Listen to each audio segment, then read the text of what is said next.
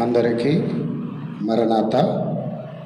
క్రీస్తు ప్రభుని యొక్క కృపను బట్టి మోషేసు కోపవాస ధ్యాన దినములలో ఈ 17వ దిన కార్యక్రమాన్ని ప్రారంభించుకుందాం. ప్రారంభ ప్రార్థన. సర్వోన్నతుడా, మిక్కిలి ప్రేమ కలిగిన మా తండ్రి, మహాగణుడవైన దేవా, నీకు వందనములు. నీవు యుగయుగములో సజీవుడవై ఉన్నట్లుగా మాకును అట్టి మహిమ స్థితిని, నిత్య జీవస్థితిని అనుగ్రహించుచు ఉన్న నీ కృప కొరకై వందనములు చెల్లిస్తూ ఉన్నాము. మా ప్రభువా, 16 దినములు కూడా నీ ఆత్మను మాతో ఉంచి మమ్మల్ని నడిపించినందులకై వందనములు. ఈ 17వ దిన ధ్యానమున నీ సాన్నిధ్యమునకు మమ్మల్ని ఆకర్షించుకొనిన మా తండ్రి, మీరే మాకు తోడుగా ఉండి అయ్యా, ఈ 17వ దిన ధ్యానము ద్వారా నీ హృదయమును, నీ హృదయాంతరంగ ఉద్దేశ్యమును, మా ఎడల మీరు కలిగిన ప్రేమను, నీ ప్రణాళికను మీరే మా జ్ఞానమునకు అర్థమగునట్లుగా, మా హృదయము వెలిగింపబడినట్లుగా, మీ కొరకు ఉజ్జీవింపబడినట్లుగా, నీ నామమును గణపరచగలిగిన సిద్ధబాటు విధేయత మాకు కలుగునట్లుగా నీ పరిశుద్ధాత్మ ద్వారా ఈ 17వ దిన ధ్యాన వర్తమానమును మాకు అనుగ్రహించమని ప్రార్థిస్తూ ఉన్నాము. స్తోత్రములు. ఏకీభవించిన నీ బిడ్డలను నూరంతలుగా ఆశీర్వదించము. మరి ముఖ్యంగా ఇశ్రాయేలు యొక్క జీవితాన్ని మేము చూస్తున్నామయ్యా. అయ్యా, వారి జీవితములలో ఉన్న ఆ దుర్గుణములు, ఆ బలహీనతలు మా జీవితములలో ఉన్నాయో లేవో పరిశీలన చేసుకొని, ఆ బలహీనతలు మాలో కూడా ఉన్నట్లయితే వాటిని సరిచేసుకొని మీకు విసుగు పుట్టించేవారం కాకుండా, కోపం తెప్పించేవారం కాకుండా, నిన్ను గణపరిచే వారినిగా, నిన్ను మహిమపరిచే వారినిగా, నీ హృదయాన్ని సంతోషపరిచేటువంటి వారినిగా అయ్యా యొక్క ధ్యానముల ద్వారా మమ్మలను సిద్ధపరచమని ప్రార్థిస్తున్నాము. కార్యక్రమమును ఆది నుంచి అంతము వరకు నీకు మహిమకరముగా జరిగించండి. ఏర్పాటు బిడలైన వారందరినీ నీ సాన్నిధ్యమునకు ఆకర్షించి స్థిరపరచము. నాయనా, సాతాను పుట్టించే తలంపుల వల్ల మా మనోనిదానము చెదరిపోకుండా నీ పరిశుద్ధాత్మ స్వాధీనములో నడిపింపబడే భాగ్యము ఏకీభవించు ప్రతి బిడకు దయచేసి మహిమ పొందుమని అడుగుచ్చు. యేసుక్రీస్తు నామమున ప్రార్థించి వేడుకొనొచ్చు ఉన్నాము తండ్రి, ఆమేన్. తెలుగు క్రైస్తవ కీర్తనలో నుంచి స్తుతి కీర్తన పాడుకుందాము. తెలుగు క్రైస్తవ కీర్తన పుస్తకంలో నుంచి 5వ పాట పాడుకుందాం. 5వ పాట.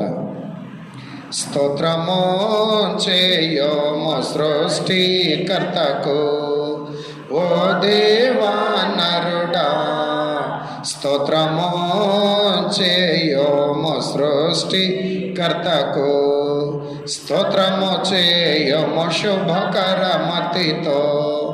ధాత్రికి గడు విడు దయగల తండ్రికి, ధాత్రికి గడు విడు దయగల తండ్రికి. స్తోత్రము చేయము సృష్టికర్తకు, పాపపు బ్రతుకెడబాయు నిమిత్తమై ఆపద వేళల కడ్డము బెట్టక, ఆపద మ్రోకులు అవిగై చేయక, నీపై సత్కృప చూపెడు తండ్రికి, నీపై సత్కృప చూపెడు తండ్రికి. స్తోత్రము చేయము ఓ దేవా నరుడా. స్తోత్రము చేయము సృష్టికర్తకు, యేసు ప్రభువుతో నిగిరిపోవభో వాసులు సిద్ధపడు నిమిత్తమై. ఈ సమయంబున ఎంతయో ఆత్మను పోసి ఉద్రేకము పొడమించు తండ్రికి, పోసి ఉద్రేకము పొడమించు తండ్రికి. స్తోత్రము చేయము సృష్టికర్తకు, ఓ దేవా నరుడా. స్తోత్రము చేయోము సృష్టికర్తకు. అలాగనే తెలుగు క్రైస్తవ కీర్తన పుస్తకంలో నుంచి 45వ పాటలో కొన్ని వచనాలు పాడుకుందాం.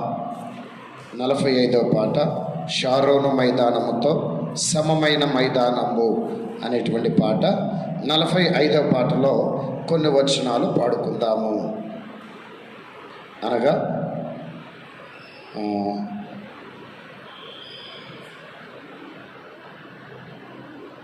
5వ వచనము నుంచి 8వ వచనం వరకు పాడుకుందాం. 45వ పాటలో 5వ వచనము నుంచి 8వ వచనం వరకు పాడుకుందాం.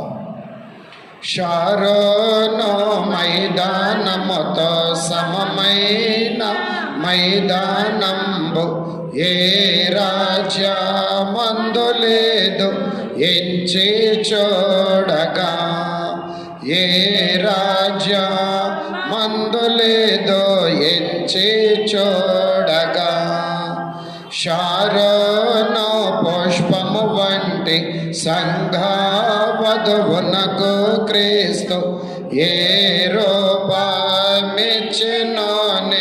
నెన్నగలనా, ఏ రూపమిచ్చినోని నెన్నగలనా.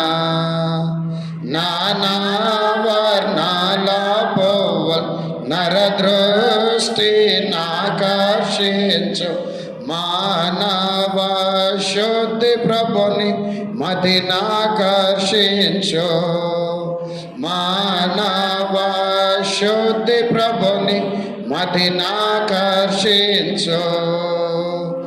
సర్వ పుష్పాలయందు సంఘవధువే పుష్పము ఓర్విని సిద్ధమౌను ఉండు పరమాందు, ఓర్విని సిద్ధమౌను ఉండు పరమాందు. సూర్యుడు పువ్వులకెంతో సొగసైన రంగులతో సూర్యుడై నటి యేసు శుభగుణములతో, సూర్యుడై నటి యేసు శుభగుణములతో. షారోను మైదానముతో సమమైన మైదానంబు ఏ రాజ్యమందు లేదో ఎంచి చూడగా, ఏ రాజ్యమందు లేదో ఎంచి చూడగా. త్రియేక దేవుని స్తుతి చెల్లించుకొని క్రమాలు జరిగించుకుందాము. అందరూ కూడా మీ మీ స్థలములలో ఉండి దేవుని ఎడల భయభక్తులు కలిగి మన మనస్సు మన తలంపు మన ప్రభువుపై నిలిపి క్రమాలు జరిగించుకొని వాక్య ధ్యానమును జరిగించుకుందాం. ఆ తరువాత ప్రతి ఒక్కరూ కూడా సమయాన్ని దైవ సన్నిధిని గౌరవించి దేవుడు మనకుతో మాట్లాడే విషయములను మనము గ్రహించుకొని దేవునికి లోబడుట ఎంతో ఆశీర్వాదకరము కనుక ప్రతి ఒక్కరూ జాగ్రత్తగా క్రమములలో పాల్గొనవలనని ప్రభు పేరట మనవి చేస్తూ ఉన్నాను. కళ్ళు మూసుకొని సదాకాలము మీతో కూడా ఉన్నాను అని సెలవిచ్చిన ప్రభు మన ఎదుట ఉన్నారు అనే విశ్వాసముతో నాతో ఏకీభవించండి. తండ్రికిని కుమారునికిని పరిశుద్ధాత్మకును ఆది యందును ఎప్పుడునో ఎల్లప్పుడును యుగ యుగములందు ఉండునట్లు మహిమ ఘనత కీర్తి ప్రభావములు ఆయనకు చెల్లునుగాక. ఆమేన్. దైవలక్ష్మ స్తుతులు.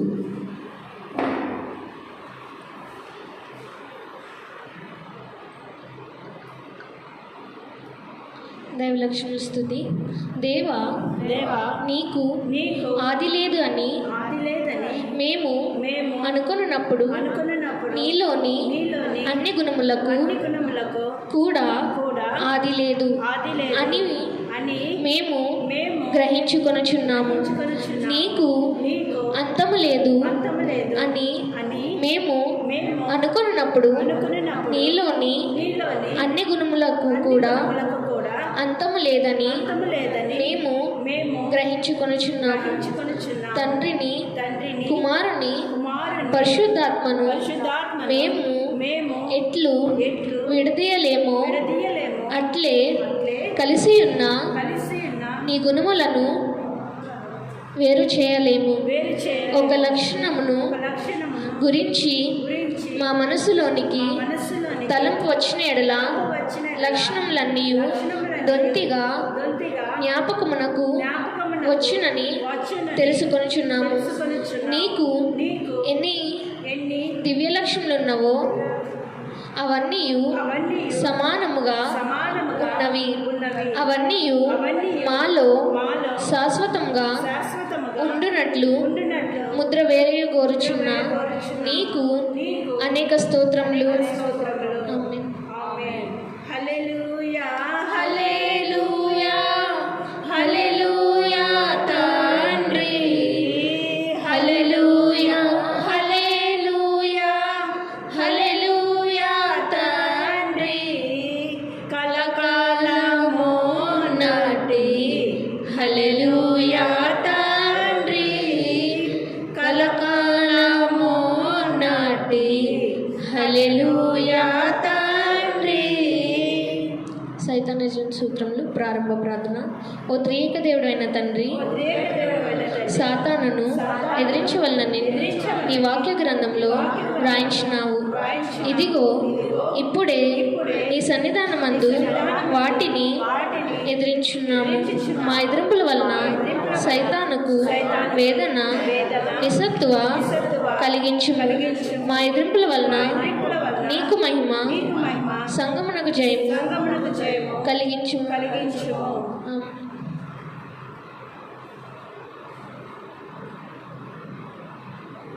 ఓ దేవా, మీరు కలుగ చేసిన యావత్తు సృష్టి యొద్దకు మూల్గుచున్న సృష్టి రోమా 8వ అధ్యాయము ఎవరినైనా పంపించుము. అప్పుడు సృష్టిని చూచి సృష్టిలోనున్న ప్రతి జీవిని చూచి ఆ పరలోక జవాను సైతాను వలన నీకు ఏమి కష్టము కలిగినదో చెప్పుమని అడగవలెను. ఈ రిపోర్టు కూడా వాయుమండంలో వేరొక బల్ల మీద పెట్టించవలనని ప్రార్థించున్నాము. ఆమేన్.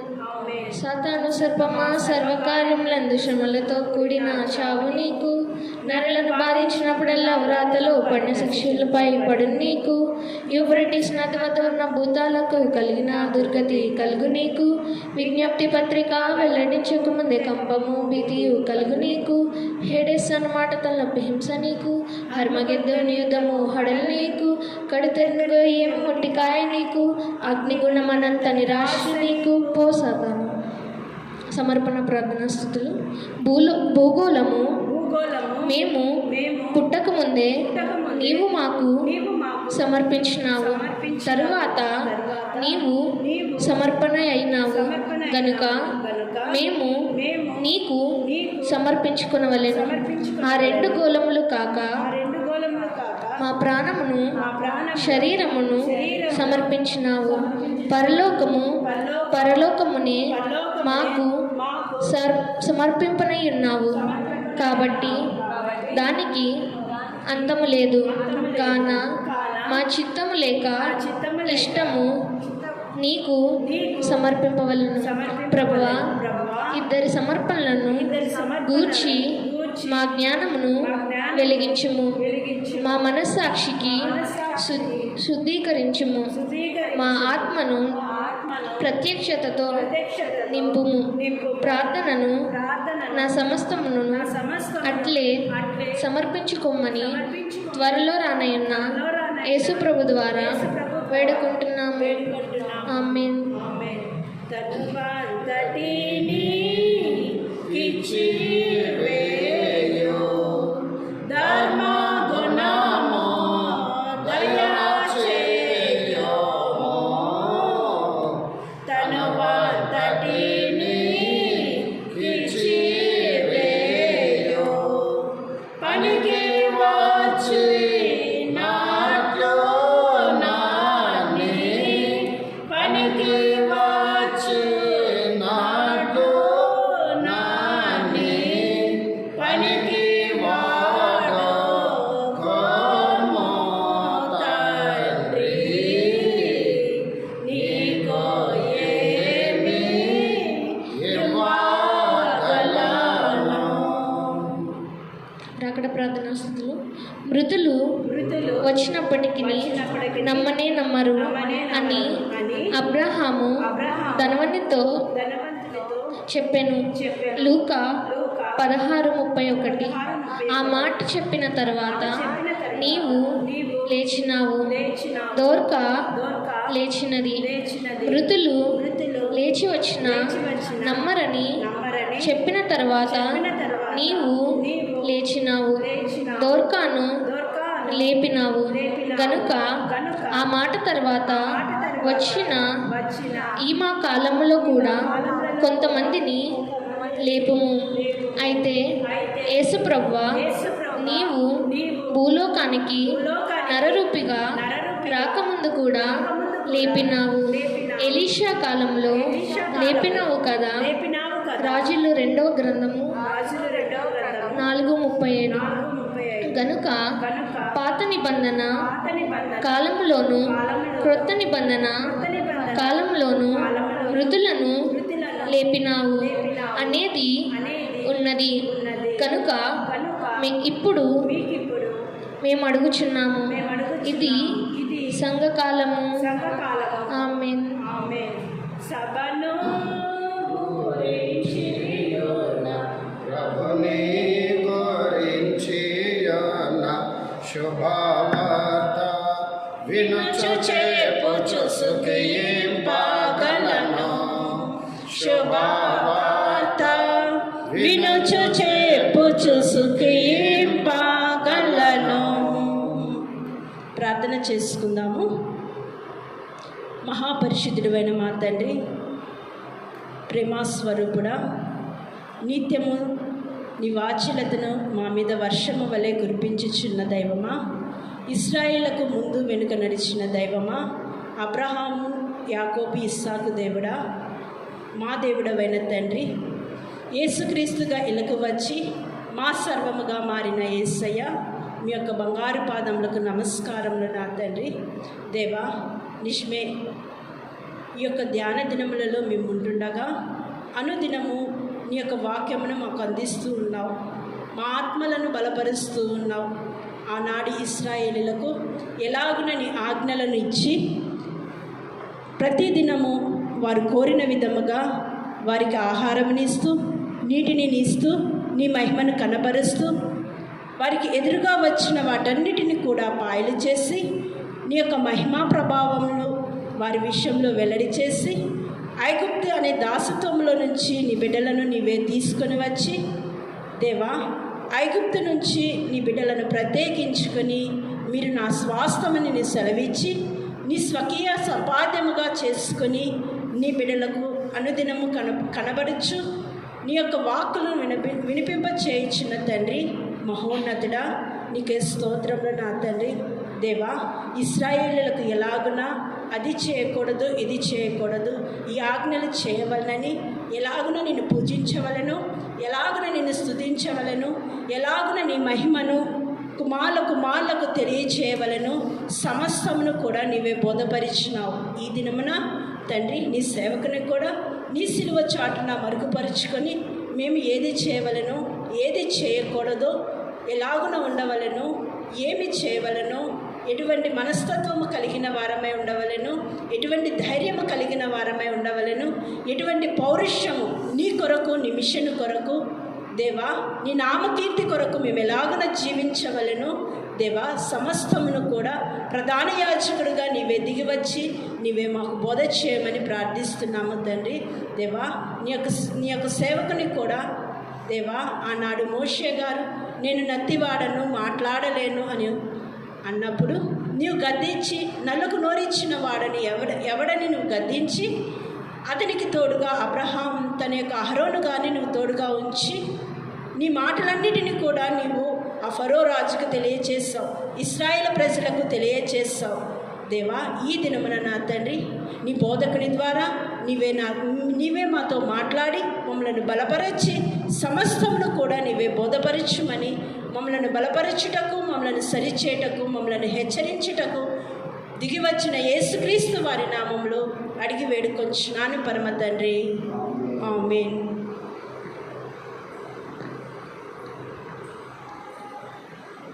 ప్రియమైన దేవుని బిడ్డలారా, మన ప్రభువును రక్షకుడును మన పెండ్లి కుమారుడైన యేసు క్రీస్తు ప్రభు వారి శ్రేష్టమైన నామములో కృపా సమాధానములు, శుభకరమైన ఆశీర్వాదములు త్రిత్వదేవుడు మీకు అనుగ్రహించును గాక. ఆమేన్. 17వ అధ్యాయం నిర్గమాకాండములో 16 దినములో కూడా దేవుడు మనకు తోడుగా ఉండి తన కృపచేత మనలను బలపరచుచు నడిపిస్తూ ఉన్నారు. దేవుని యొక్క అంతరంగ విషయములు ఆయన మన జ్ఞానమునకు బయలుపరచుచు ఉన్నారు. మరి ముఖ్యముగా ఈ మోషే సుఖోపవాస ధ్యానములు లేకపోయినట్లయితే దేవుని యొక్క ప్రజల ఎడల దేవుని ఉద్దేశ్యము, దేవుడు చేసిన కార్యములు మనకి తెలిసి ఉండేవి కావేమో. గనుక దైవజనులైన దేవదాసాయి గారి కాలంలో అప్పుడున్న సన్నిధి పరులైన వారికి పదే పదే దర్శనములు చూపిస్తూ ఆ దర్శనములను బట్టి వారు వచ్చి దేవదాసాయి గారిని అడగగా ఆ వివరమును బట్టి దైవజనులు సంఘమంతా మేలు కొరకు, సంఘమంతా పరిశుద్ధాత్మ వరములు శక్తి కలిగిన వారై ఉండుట కొరకు ఈ క్రమములను ఏర్పాటు చేశారు. ప్రియ సంగమా, మనమును దేవుని యొక్క ఆత్మశక్తి వరములు కలిగి దేవుని కొరకు జీవించడానికే ఈ యొక్క ధ్యానములు. మరి ప్రత్యేకముగా అనుదినము పరిశుద్ధాత్మ తండ్రి గారు మనతో మాట్లాడుతున్న విషయములను మనము పరిగణలోనికి తీసుకొని మన అనుభవములోనికి తెచ్చుకొనవలసిన వారమై ఉన్నాం. దేవుని వాక్యాన్ని విని విడిచిపెట్టిన ఆశీర్వాదం ఉండదు, వినకపోయినా ఆశీర్వాదం ఉండదు, విని విడిచిపెట్టిన ఆశీర్వాదం ఉండదు, విని గ్రహించకపోయినా ఆశీర్వాదం ఉండదు. వినాలి, గ్రహించాలి, మన జీవితానికి అన్వయించుకోవాలి. అప్పుడు పరిపూర్ణమైన దైవాశీర్వాదము, దైవశక్తి, పరిశుద్ధాత్మ వరములు మనకు అందుతాయి. కాబట్టి ప్రతి ఒక్కరూ కూడా జాగ్రత్తగా ధ్యానము చేయండి. అయితే మరొక ప్రాముఖ్యమైన సంగతి ఏంటంటే, దేవుడు మాకు అందించే విషయాలే కాక అందుకొనిన మీరును ఆ వాక్య ధ్యానమును జరిగించుకున్నట్లయితే మాకు అందించే వాటితో పాటు పరిశుద్ధాత్మ తండ్రి మీకు మరికొన్ని శ్రేష్టమైన విషయాలు అందిస్తారు. గనుక అప్పుడు మీరు విన్నదాన్ని బట్టే కాక మీరు పొందుకున్న దాన్ని బట్టి కూడా రెట్టింపు సంతోషము, రెట్టింపు బలము పొందుకొనగలరని ప్రభు పేరట తెలియచేస్తూ ఉన్నాను. కనుక వాక్య ధ్యానమును మీ అనుభవంలో మీరు కూడా జరిగించుకోనండి. మరి 17వ దినమును అధ్యాయమును మనం గమనించినప్పుడు ప్రియ దేవుని సంగమా 2 సందర్భాలు ఇక్కడ మనకు కనబడుతున్నాయి. ఒకటి, ఇశ్రాయేలీయులైన వారికి త్రాగుటకు నీరు లేకపోవటను బట్టి త్రాగుటకు నీరు లేకపోవటాన్ని బట్టి వారు మోషే గారి మీద మరి సణుగుతూ కోపపడుతూ మరి ఆయన మీద తిరుగుబాటు చేస్తున్నట్లుగా మనం ఇక్కడ గమనించాలి, గ్రహించాలి. ప్రియమైన దేవుని బిడ్డలారా, మరి సమస్య వచ్చినప్పుడు, కష్టం వచ్చినప్పుడు ఇశ్రాయేలీయులైన వారు తొందరగా మనకు అర్థమయ్యే భాషలో చెప్పుకోవాలంటే, కొంతమంది వ్యక్తులను చూసినప్పుడు అమ్మ వీళ్ళ చాలా షార్ట్ టెంపర్ అండి అని చెప్పేసి అంటూ ఉంటాం. అలాగే వీళ్ళకు కూడా కొంచెం ఇబ్బంది కలిగేసరికి, కొద్ది కష్టం కలిగేసరికి బయటపడిపోతున్నారు. అయితే ఇక్కడ అంటే బయటపడిపోవటం అంటే కోపడటం, సనగటం, యెహోవా చేతిలో మేము మేల చావకపోతే అన్నట్లుగా దేవునిని, దైవ సేవకులను వారు దూషిస్తూ, కోపడుతూ, సణుగుతూ ఉన్నట్లుగా మనం గమనించవలసిన వారమై ఉన్నాము. ప్రియమైన దేవుని బిడ్డలారా, అలాగే రెండవ సందర్భం ఏంటయ్యా అంటే, ఇశ్రాయేలీయులకు అమాలేకీయులకు జరుగుతున్న యుద్ధము. ఆ యుద్ధములో ఇశ్రాయేలీయులకు ఎలాగున జయమొచ్చింది అనే సంగతి ఈ 17వ అధ్యాయంలో 2వ భాగంలో మనం చూడవచ్చు. ఈ అధ్యాయంలో ఈ 2 భాగములను మనం ధ్యానం చేసుకుందాం. ఇందులో మన ఆత్మీయ జీవితానికి అవసరమైన విషయములను కూడా పరిశుద్ధాత్మ సహాయమును బట్టి నేర్చుకోవడానికి, మన అనుభవంలో తెచ్చుకోవడానికి ప్రయత్నం చేద్దాం. మరి వాక్య ధ్యానం సమయంలో మరి జాగ్రత్తగా మీ స్థలములలో ఉండి వాక్యమును ఆలకించవలసిందిగా తెలియజేస్తూ ఉన్నాను. ప్రియమైన దేవుని బిడ్డలారా, గమనించండి. మరి నిన్నటి దిన మన 16వ అధ్యాయంలో చూసినప్పుడు ఆహారము లేదని వారు బాధపడ్డారు. అయితే దేవుడు చక్కటి ఆహారాన్ని, దేవదూతలు తినే ఆహారాన్ని వారికి ఇచ్చి 40 సంవత్సరములు దేవుడు వారిని పోషించినట్లుగా మనం చూచి ఉన్నాం. మరి ఈ దినమున వారు దప్పిక తీర్చుకోవడానికి నీరు లేకపోవటం చేత వారు ఎంత బాధపడుచున్నారో చూస్తూ ఉన్నాం. మరి చూడండి, ఆ 17వ అధ్యాయంలో ఒకసారి మనం చదువుకుందాం.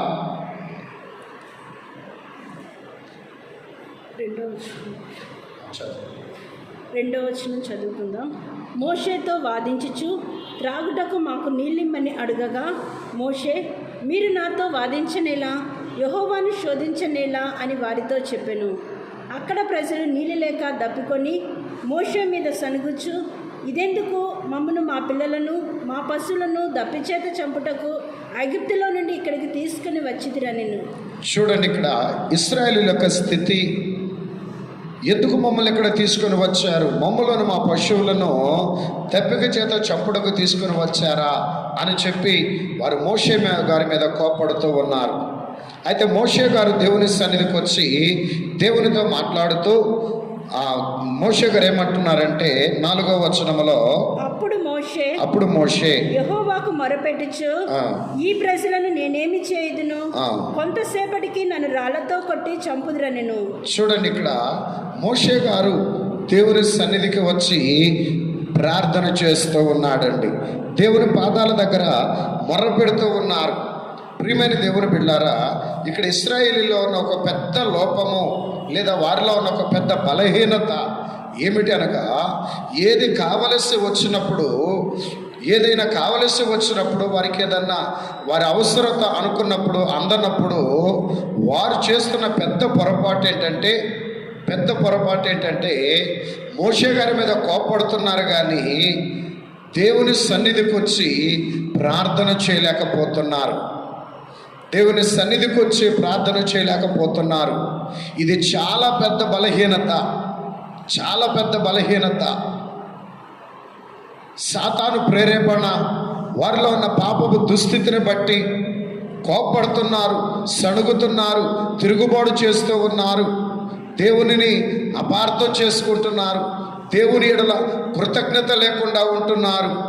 కానీ మోషే గారు ప్రార్థన చేస్తూ ఉన్నారు దేవుని సన్నిధికి వచ్చి. ప్రియ దేవుని సంగమా, అందుకే ఇన్నేడు దినములలో కూడా ఇట్టి అలవాటు అనగా ఇట్టి బలహీనత చాలా మందిలో ఉంటుంది. చాలామంది సణుగుతుంటారు, గొణుగుతుంటారు, మనుషుల్ని ఆశ్రయిస్తూ ఉంటారు, లేదా కోప్పడుతుంటారు, తిరుగుబాటు చేస్తూ ఉంటారు, నిరాశలోనికి వెళ్ళిపోతుంటారు, దిగులు పడుతూ ఉంటారు. కానీ దేవుని సన్నిధికి వచ్చి ఈ పనులన్నీ మానేసి, ఇప్పటి వరకు నేను చెప్పిన ఈ పనులన్నీ మానేసి ఒక్క పని చేయగలిగితే, దేవుని పాద సన్నిధిలో పట్టుబట్టి, దేవుని పాద సన్నిధిలో పట్టుబట్టి ప్రార్థన చేయగలిగితే తప్పకుండా దేవుడు అన్నిటి నుంచి మనల్ని విడిపించగలిగిన శక్తిమంతుడు ఆయన.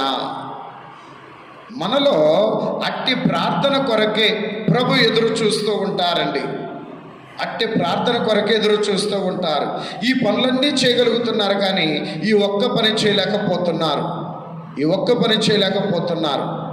అందుకే మనం దేవుని యందు విశ్వాసం ఉంచి ఆయన సన్నిధిలోకి వచ్చి మొర్ర పెట్టినప్పుడు అన్నిటి నుంచి దేవుడు మనల్ని విడిపించగలిగిన సమర్థుడు.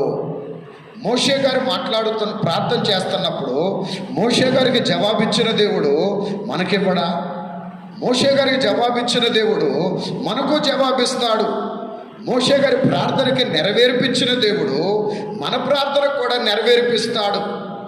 మనం ఈ పనులన్నీ అంటే సనగటం, కోపడటం, తిరుగుబాటు చేయడం, లేదా మనుషుల్ని ఆశ్రయించడం, ఇంకా విసుక్కోవటం, కోపగించుకోవటం, నిరాశపడటం, భయపడటం, దిగులు పడటం, ఇవన్నీ మానేసి ఆయన సన్నిధికి వచ్చి ప్రార్థన చేయగలిగితే చాలు. మన సమస్యలన్నిటి నుంచి ఆయనే మనకి విడుదల దయచేయగలరు. కాబట్టి ప్రియమైన దేవుని సంగమా, ఇక్కడ ఆ బలహీనత వారిలో ఉన్నప్పటికీ దేవుడు వారిని కనికరించి మోషే గారి ప్రార్థన విని మోషే గారిని ఏం చేయమంటున్నారు అంటే మనం గమనించగలిగితే, అందుకు యెహోవా 5వ వచనం, నీవు ఇశ్రాయేలు పెద్దలలో కొందరిని తీసుకొని ప్రజలకు ముందుగా పొమ్ము. నీవు నీటిని కొట్టిన నీ కర్రను చేత పట్టుకొని పొమ్ము. ఇదిగో అక్కడ హోరేబులోని బండ మీద నేను నీకు ఎదురుగా నిలిచేదను. నీవు ఆ బండను కొట్టగా ప్రజలు తాగుటకు దానిలో నుండి నీళ్లు బయలుదేరునని మోషేతో సెలవీయగా, మోషే ఇశ్రాయేలు పెద్దల కన్నుల ఎదుట అట్లు చేశాను.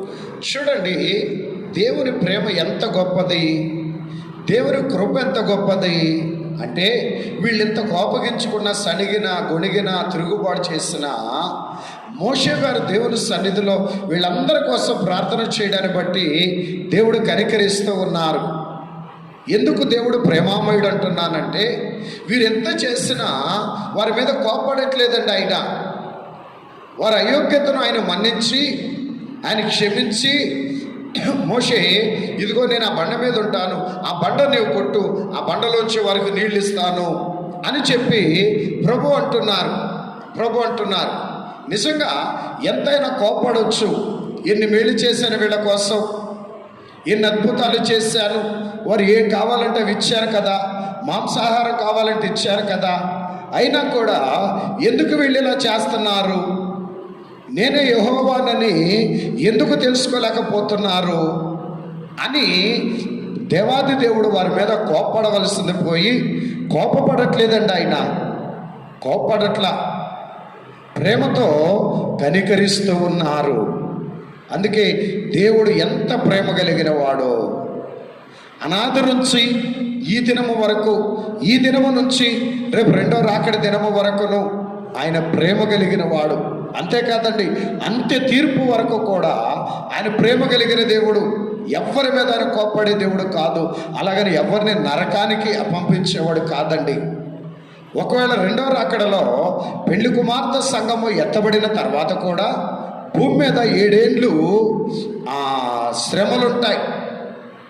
పెళ్లి కుమార్తె సంఘం ఎత్తబడిన తర్వాత భూమి మీద 7 ఏండ్లు శ్రమలుంటాయి. 3.5 సంవత్సరములు సామాన్య శ్రమలైతే 3.5 సంవత్సరములు తీవ్రమైన శ్రమలు, తట్టుకోలేనంతటి శ్రమలు. ఆ శ్రమలలో కూడా శ్రమ ఉంటుంది, కానీ మరణము రాదు. ఆ 7 ఏండ్ల భూమి మీద శ్రమల కాలంలో శ్రమ ఉంటుంది కానీ మరణం రాదు. వెదికినా రాదు, శ్రమ అనుభవించాల్సిందే. అయితే ఎందుకు దేవుడు నరకానికి పంపొచ్చు కదా అంటే, ఒకవేళ ఆ శ్రమలో మార్పు చెందిన వారిని కూడా దేవుడు రక్షించడానికి సిద్ధంగా ఉంటాడండి. 7 ఏళ్ల శ్రమల కాలంలో, అప్పుడు భూమి మీదకి సాతాను వచ్చి పరిపాలన చేసే సమయంలో, ఆ 7 ఏళ్ళు శ్రమ కాలంలో మార్పు చెందుట కష్టం. అయినా మార్పు చెందిన వారిని అప్పుడు కూడా రక్షిస్తాడు ప్రభు. ఆ తర్వాత 1000 ఏళ్ల పరిపాలన ఉంటుంది. 1000 ఏళ్ల పరిపాలన, దేవుని పరిపాలన. ఆ తర్వాత అంత్య తీర్పు. అయితే ఈ రాకడలోనే సంఘాన్ని తీసుకెళ్ళిపోతున్నారు కదా, మిగిలిన వాళ్ళందరూ నరకానికి పంపించేయచ్చు కదా అంటే, దేవుడిని ఎవరిని నరకానికి పంపించడానికి ఇష్టము లేదు ఆయనకి. అందుకే శ్రమ పరిచైనా బాగు చేసుకుంటాడు. ఇప్పుడు మన బిడ్డలైన వారి మాట వినప్పుడు కొట్టో, తిట్టో, లేదా ఇంకా ఒక దెబ్బ కొట్టో, ఏదో ఒక పనిష్మెంట్ ఇచ్చైనా వారిని మార్చుకుంటాం కానీ వదిలేసుకోం కదా. అలాగే దేవుడు కూడా ఈ యొక్క గడువులన్నీ ఎందుకు ఇస్తున్నారు? ఈ గడువులు ఎందుకయ్యా అంటే, మనం మార్పు చెందడానికి ఇశ్రాయేలీయులైన వారికి ఇన్ని విధాలుగా కృప చూపిస్తున్నారు. వారు మారట్లా. అయినా దేవుడు తన్ను తాను తగ్గించుకొని వారి మీద, ఇశ్రాయేలీయుల మీద దేవునికి ఉన్న ప్రేమను బట్టి దేవుడే తను తగ్గించుకొని తన కోపాన్ని అణుచుకొని వారికి కావలసినవి ఇస్తూ ఉన్నారు. ఇది దేవుని యొక్క ప్రేమ. కాబట్టి ఇక్కడ గమనించవలసింది ఏంటంటే, అయితే వీరికి నీరిచ్చిన విధానమును మనం గమనించినట్లయితే, ఎక్కడి నుంచి ఇస్తున్నారు నీరు అంటే, బండలో నుంచి నీరు వస్తుంది. సహజంగా బండ సందులలో నుంచి నీరు వస్తుంది కానీ బండల్లో నుంచి నీరు రావడం మనము ఎక్కడ చూసి ఉండకపోవచ్చు. కొండ సందులలో నుంచి నీరు రావచ్చు, కానీ బండల్లో నుంచి నీరు రావడము బహుశా అది దేవునికి మాత్రమే సాధ్యము. ఎందుకంటే కొండలు, బండలు, చెట్లు ఇవన్నీ దేవుని సృష్టికర్తకు లోబడతాయి. అయితే పాపములో పడకపోయినట్లయితే మానవునికి కూడా లోబడేవే. పాపములో పడకపోతే మానవునికి కూడా లోబడేవే. అయితే మానవుడు పాపం చేయడాన్ని బట్టి ఈ సృష్టి మీద అధికారాన్ని పోగొట్టుకొని సృష్టికి లోబడిపోతున్నాడు. ప్రియ దేవుని సంగమా, దేవుడు మానవునికి ఇచ్చింది ఎంత గొప్ప ఘనత అంటే, ఎంత గొప్ప ఆధిక్యత ఇచ్చారంటే మానవునికి, ఇంత పెద్ద సృష్టిని దేవుడు మన కొరకు కలుగు చేశాడు. మన కొరకు మనం వాడుకోవడానికి, మనం అనుభవించడానికి ఇంత పెద్ద సృష్టిని కలుగు చేశాడు. మనలను ఆయన కొరకు కలుగు చేసుకున్నారు. ఆయన కొరకు మనల్ని కలుగు చేసుకున్నారు. ఆయన స్వరూపం, ఆయన స్వభావం ఇచ్చి.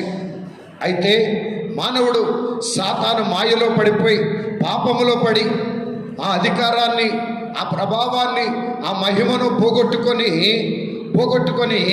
ఇప్పుడు సృష్టికి లోబడిపోతున్నాడు. ఇది ఒక విధంగా మానవ జీవితంలో బాధాకరమైన స్థితి అయినప్పటికీ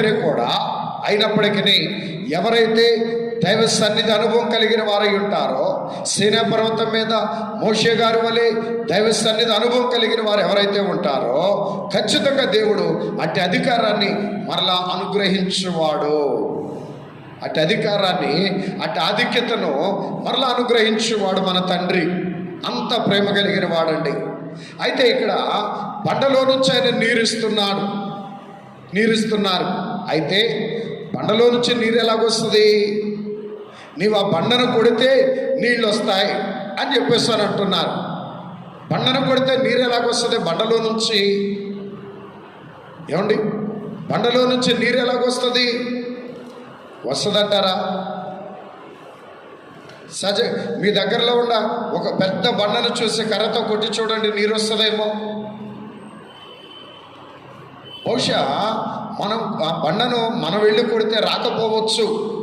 అయితే మీకు దేవుడు చెబితే మోషే గారితో ప్రభు చెప్పినట్టుగా ప్రభు చెబితే చేయొచ్చు. ప్రభు చెప్పకుండా మనం చేసి విశ్వాసంతో మనం చేసి ఇదిగో నీళ్లు రాలేదు అనకూడదు. ప్రభు చెబితే చేయాలి. అయితే ఇక్కడ మోషే గారితో ప్రభు చెప్తున్నారండి, ఏమని? ఇదిగో నీవు కర్రతో ఆ బండను కొట్టుము అని చెప్పేస్తానంటూ ఉన్నారు. 5వ వచనములో, నీవు నదిని కొట్టిన నీ కర్రను చేత పట్టుకొని పొమ్ము, ఇదిగో అక్కడ హోరేబులోని బండ మీద నేను నీకు ఎదురుగా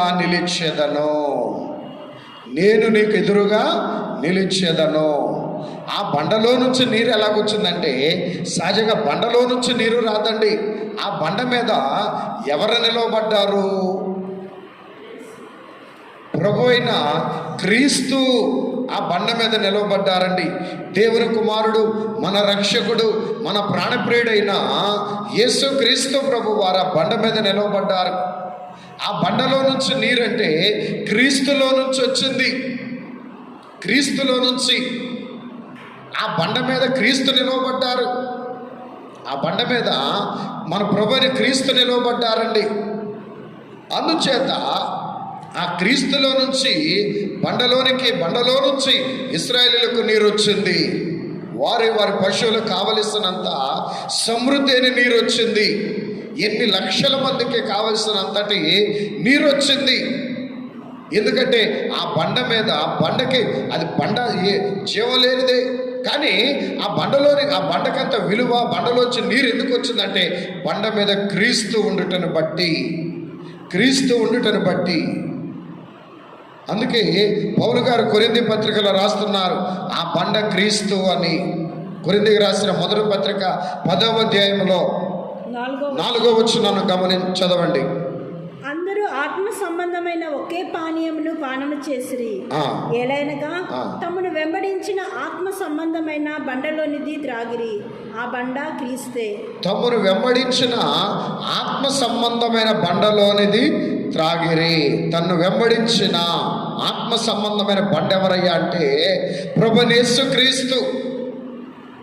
ఆయన వారి ప్రయాణములో క్రీస్తు వారిని వెంబడిస్తూ ఉన్నాడు. అందుకే తమ ప్రయాణంలో తమను వెంబడిస్తున్న బండలో నుంచి ఆ బండ క్రీస్తు. ఆ క్రీస్తు నుంచి వచ్చిన ఆ నీరును వారు త్రాగారు. నిజంగా ఇది గొప్ప ధన్యత. ఎక్కడి నుంచి అంటే ఇప్పుడు మనము భూమిలో నుంచి వచ్చే నీరు త్రాగుతున్నాం. కానీ ఇశ్రాయేలీయులకు దేవుడిచ్చిన ధన్యత ఏమిటయ్యా అంటే క్రీస్తు అనే బండలో నుంచి వచ్చిన నీరు త్రాగారండి. అనగా జీవజలమును వారు త్రాగారు. క్రీస్తులో నుంచి వచ్చిన ఆ జీవజలమును త్రాగారు. నిజముగా ఇశ్రాయేలీయులకు ఎంత గొప్ప ధన్యత అండి ఇది, ఎంత గొప్ప ఆశీర్వాదము. క్రీస్తులో నుంచి వచ్చిన నీరు త్రాగారు. క్రీస్తు పంపిన మన్నా అనబడేటువంటి ఆత్మ సంబంధమైన ఆహారమును భుజించారు.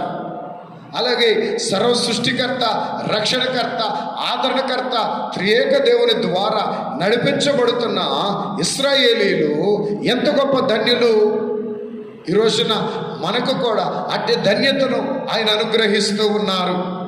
ఎందుకంటే ఎవరి ద్వారా నడిపించబడుతున్నామో, దేవుని ద్వారా నడిపించబడుతూ దేవుని మీద ఆనుకొనొచ్చు. దేవుని ద్వారా నడిపించబడుతున్న మనము ఎంత ధన్యులమో అంటే ఈ సృష్టిలోనే ఒక ప్రత్యేకమైన అంతస్తు కలిగిన ధన్యులు ఎప్పుడంటే క్రీస్తు ద్వారా నడిపించబడిన వారమైతే.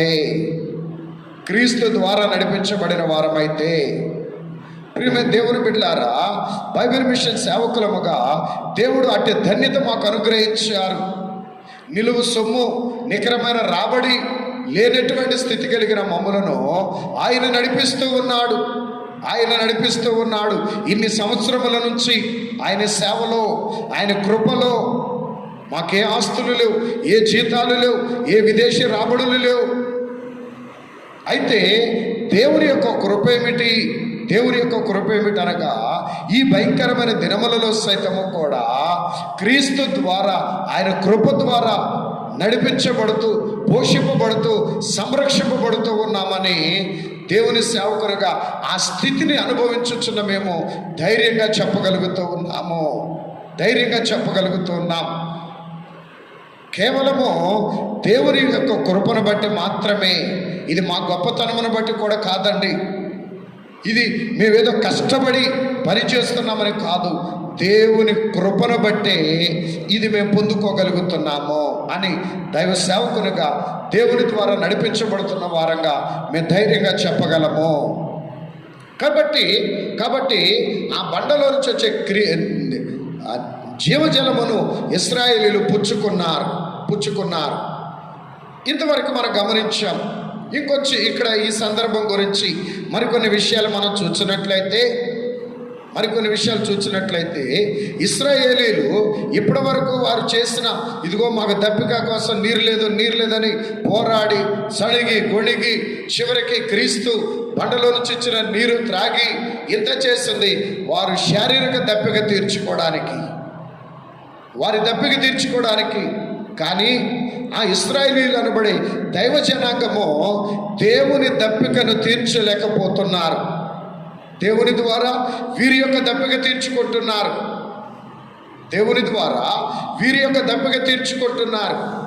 శరీర దప్పిక తీర్చుకుంటున్నారు, వారి ఆశలని దప్పిక తీర్చుకుంటున్నారు, వారి కోరికలని దప్పిక తీర్చుకుంటున్నారు. కానీ దైవ జనాంగమయ్యుండి దేవుని యొక్క దప్పికను తీర్చలేకపోతున్నారు. అందుకే యేసుక్రీస్తు ప్రభు భూలోకానికి వచ్చి మన పాప శాపముల నిమిత్తము శిలువ మీద ఆయన మరణించినప్పటికీ కూడా, అంత శిలువ శ్రమ అనుభవించినా కూడా ఆయన శిలువ మీద ఆయన యొక్క హృదయ దప్పికను ఆయన తెలియచేశారండి. ఇంత సృష్టిని కలుగు చేసి, ఇన్ని మేలు చేసి, ఇన్ని భాగ్యములు ఇచ్చి, ఆయనే వచ్చి ఇన్ని అద్భుతాలు చేసి, ఇంత శ్రమ అనుభవించినా కూడా ఆయన యొక్క దప్పిక తీరలా. అందుకే శిలువ మీద పలికిన 7 మాటలలో యేసుక్రీస్తు పలికిన 5వ మాట ఏమిటనగా, ఇదిగో నేను దప్పికొనుచున్నాను.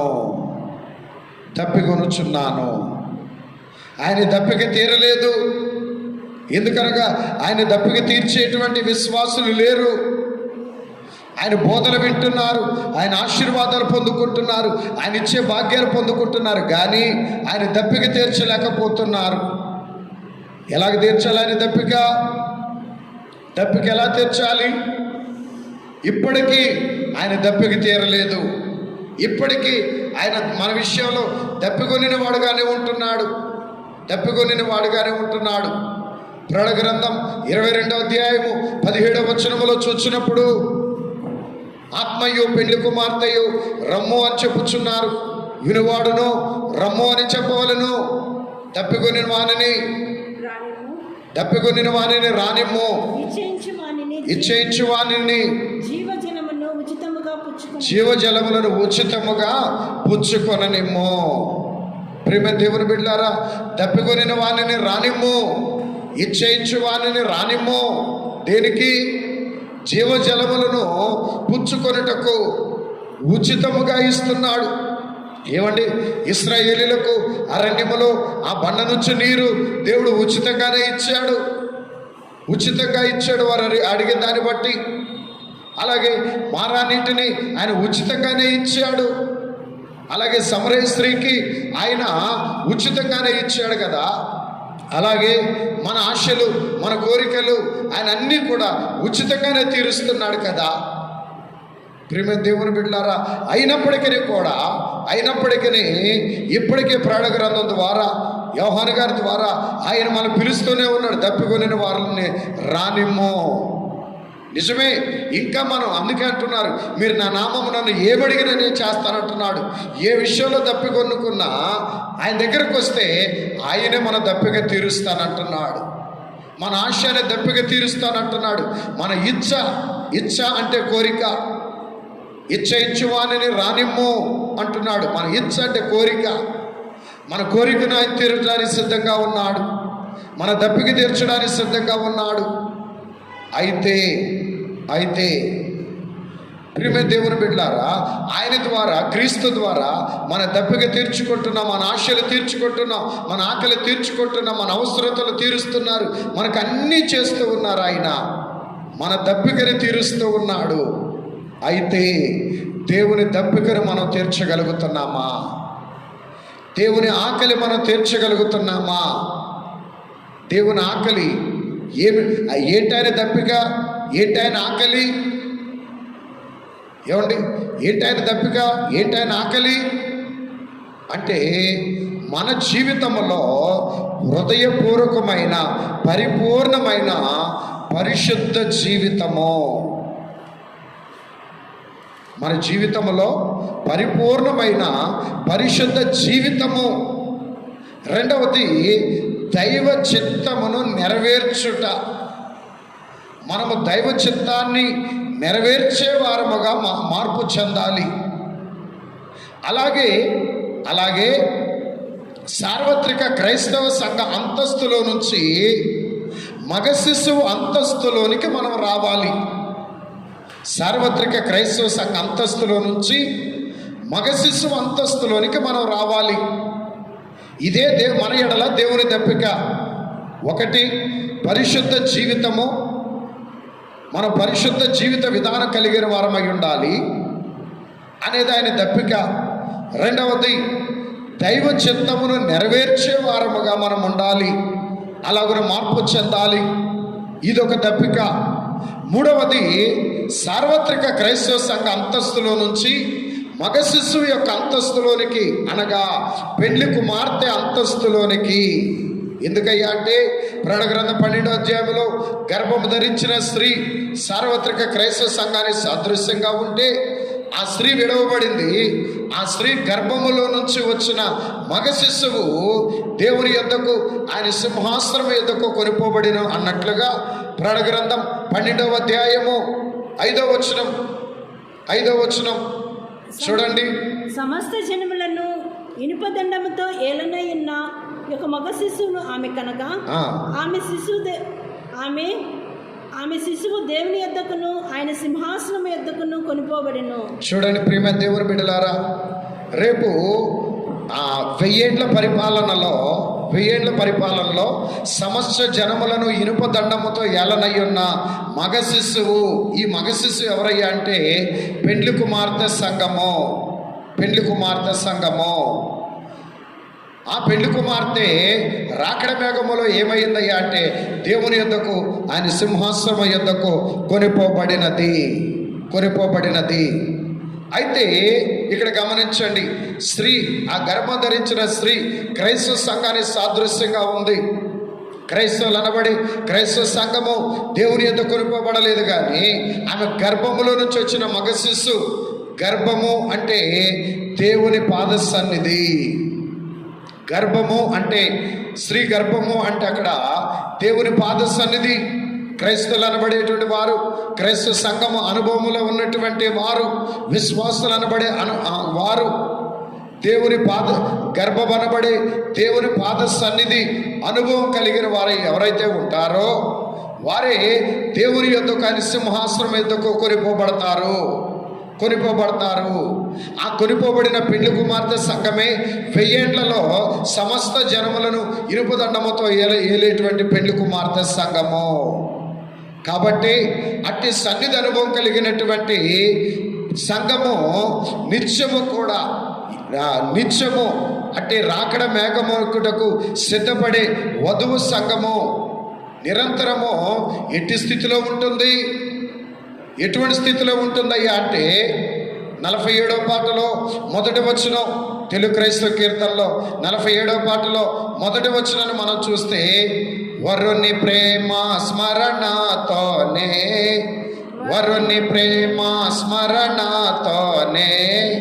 పరిపూర్ణమోచున్నది. వరుని మీదనున్న ప్రేమ, వరుని మీదనున్న ప్రేమ పెరగని చూచున్నది. తరగ జరగనీయాకున్నది, వరుడు వరుడను చున్నది. వధువు సంఘము వరుని కొరకు ఎదురు చూచు. వరుని ప్రేమ స్మరణతోనే పరిపూర్ణమవుతుంది. వరుని మీద ప్రేమ పెరగనిచ్చుచున్నది, తరగనీయకున్నది. వరుడు వరుడుని కలవరిస్తూ ఉంది. ఇదే వధువు సంఘం యొక్క అంతస్తు. ఎవరైతే సన్నిధి అనుభవం కలిగిన వారై ఉంటారో, దేవుని పాద సన్నిధి అనుభవం కలిగిన వారై ఉంటారో, ప్రియమైన దేవుని బిడ్డలారా, వారు వరుడు వరుడుని కలవరిస్తూ వరుని మీద ప్రేమ పెరగనిస్తూ ఉంటారట. దినదినము దేవుని మీద ప్రేమ పెంచుకుంటూ ఉంటారు. ఎప్పుడైతే దేవుని మీద ప్రేమ తగ్గుతుంది అంటే కారణం ఏంటంటే, లోకం మీద కోరికలు, శరీర ఆశలు, శరీర కోరికలు, లోక ఆశలు, లోక ఆలోచనలు, లోక తలంపులు, లోక సంబంధమైన స్నేహాలు, ఇవన్నీ ఎప్పుడైతే మన జీవితంలో పెరుగుతూ ఉంటాయో దేవుని మీద ప్రేమ తరుగుతూ ఉంటుంది. లోకం మీద, శరీరం మీద ప్రేమ ఎప్పుడైతే పెరుగుతుంటుందో, లోకాశలు ఎప్పుడైతే పెరుగుతుంటాయో దేవుని మీద ప్రేమ తగ్గిపోతుంటుంది. అందుకే లోకానికి మనం దూరం అయితే దేవుని మీద మన ప్రేమ పెరుగుతుంది. అందుకే ఈ క్రైస్తవ సంఘము, ఆ స్త్రీ అనబడే క్రైస్తవ సంఘము లోకాశలతో ఉండటను బట్టి దేవుని యొక్క దప్పిక తీర్చలేని క్రైస్తవ సంఘంగా మారిపోతుంది. నేడు దినమున చాలామంది క్రైస్తవ విశ్వాసులు వారి దప్పిక తీర్చుకోవడానికి ప్రార్థనలకు వస్తూ ఉన్నారు, కానీ వారి దప్పిక తీర్చుకోవడానికి ప్రార్థనలు చేసుకుంటున్నారు, కానీ దేవుని దప్పిక తీర్చగలిగిన విశ్వాసులుగా మార్చబడలేకపోతున్నారు. దేవుని అంతరంగ దప్పికను తీర్చగలిగిన విశ్వాసులుగా మారలేకపోతున్నారు. కాబట్టి ఈ దినమున ఒక్కసారి ఆలోచన చేయండి. ప్రియ దేవుని సంగమా, ఈ దినమున దేవుని పాదముల యొద్ద ఉన్న దేవుని వాక్య ధ్యానమును వింటూ ఉన్నటువంటి ఓ విశ్వాసి, దేవుని ద్వారా మన దప్పికలు తీర్చుకోగలుగుతున్నాడు. దప్పిక అంటే మన ఆశలు, మన కోరికలు తీర్చుకోగలుగుతున్నాం, మన ప్రార్థన నెరవేర్చుకోగలుగుతున్నాం. అయితే దేవుని దప్పిక తీర్చగలుగుతున్నామా? దేవుని ఆశను తీర్చగలుగుతున్నామా? దేవుని యొక్క అంతరంగ ఉద్దేశానికి తగిన విధముగా మనల్ని మనం మార్చుకొని పరిశుద్ధ జీవితం కలిగిన వారమై, దైవ చిత్తాన్ని నెరవేర్చే వారమై, దేవుని యొద్దకు ఆయన సింహాసనతో కొనిపోబడిన మగ శిశు వంటి వధువు సంఘ అంతస్తులోనికి రాగలుగుతున్నామా?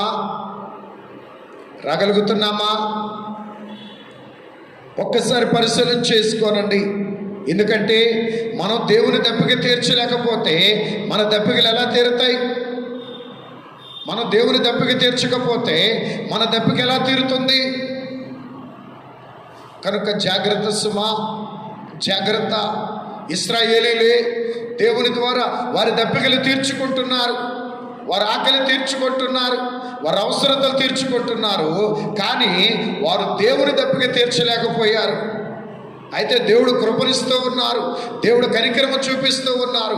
అయితే దేవుని కృపను, కనికరమును నిర్లక్ష్యం చేస్తూ ఉన్నారు. ఆయన ద్వారా వారి దప్పిక తీర్చుకుంటున్నారు, కానీ దేవుని దప్పిక తీర్చగలిగిన, వారిని నడిపిస్తున్న, వారిని పోషిస్తున్న, వారిని కాపాడి సంరక్షిస్తున్న ఆ క్రీస్తు యొక్క దప్పికను తీర్చలేకపోయారు. అందుకే ఇశ్రాయేలీలు ఇసుకలోనే రాలిపోయారు. దేవుని దప్పిక తీర్చగలిగిన వారుగా మారలేకపోయారు. దేవుని దప్పికను తీర్చగలిగిన వారుగా మారలేకపోయారండి. దేవుడు ఎంత గడువిచ్చాడు, ఎంత కృప చూపించాడు, ఎంత కనికరము చూపించాడు, ఎంత వాత్సల్యమును కనబరిచాడు. అయినా దేవుని దప్పిక తీర్చే అంతస్తులోనికి వారిని వారు మార్చుకోలేకపోయారండి. ఎంత దుస్థితి వరకు వచ్చిందో ఒక్కసారి ఆలోచించండి. అలాగే ఈ అధ్యాయంలో 2వ భాగమును మనం ధ్యానం చేసుకుందాం. ఏమిటి 2వ భాగము? అమాలేకీయులు రెఫీదీం అనే స్థలములోనికి వచ్చి ఇశ్రాయేలీల మీద యుద్ధము జనుకొచ్చారండి. అమాలేకీయులు అనగా నాకెడు జనములు అని అర్థం. అమాలేకులు అనగా నాకెడు జనములు అని అర్థం. ప్రియమైన దేవుని బిడ్డలారా, మరి వీరు అన్యాయంగా ఇశ్రాయేలీయుల మీద యుద్ధానికి వచ్చారు. అయితే ఇక్కడ గొప్ప జయమును దేవుడు వారికి అనుగ్రహించారు. ఎలాగా అంటే మోషే గారు యెహోషువ గారిని పిలిచి, మన కొరకు జనములను పోగు చేసి నువ్వు వెళ్ళి అమాలేకీయులతో యుద్ధము చేయము, నేను కొండ ఎక్కి దేవుని సన్నిధిలో నేను ఉంటాను అని మోషే గారు ఆయనతో పాటు మరి ఇద్దరు వెళ్ళి కొండ ఎక్కారండి. ఎవరెవరు వెళ్ళారు కొండ మీదకి? మోషే గారితో పాటు చూడండి 17వ అధ్యాయములో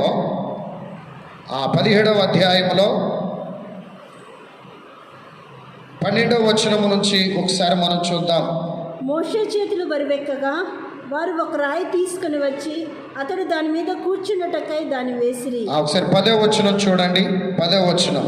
యెహోషువ మోషే తనతో చెప్పినట్లు చేసి అమాలేకీయులతో యుద్ధమాడెను.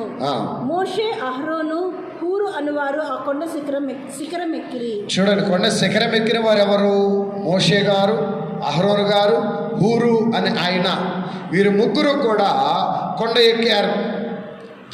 కొండ ఎక్కి మోషే గారు దేవుని నామములో ఆయన చెయ్యి చాపి ఉంచారు.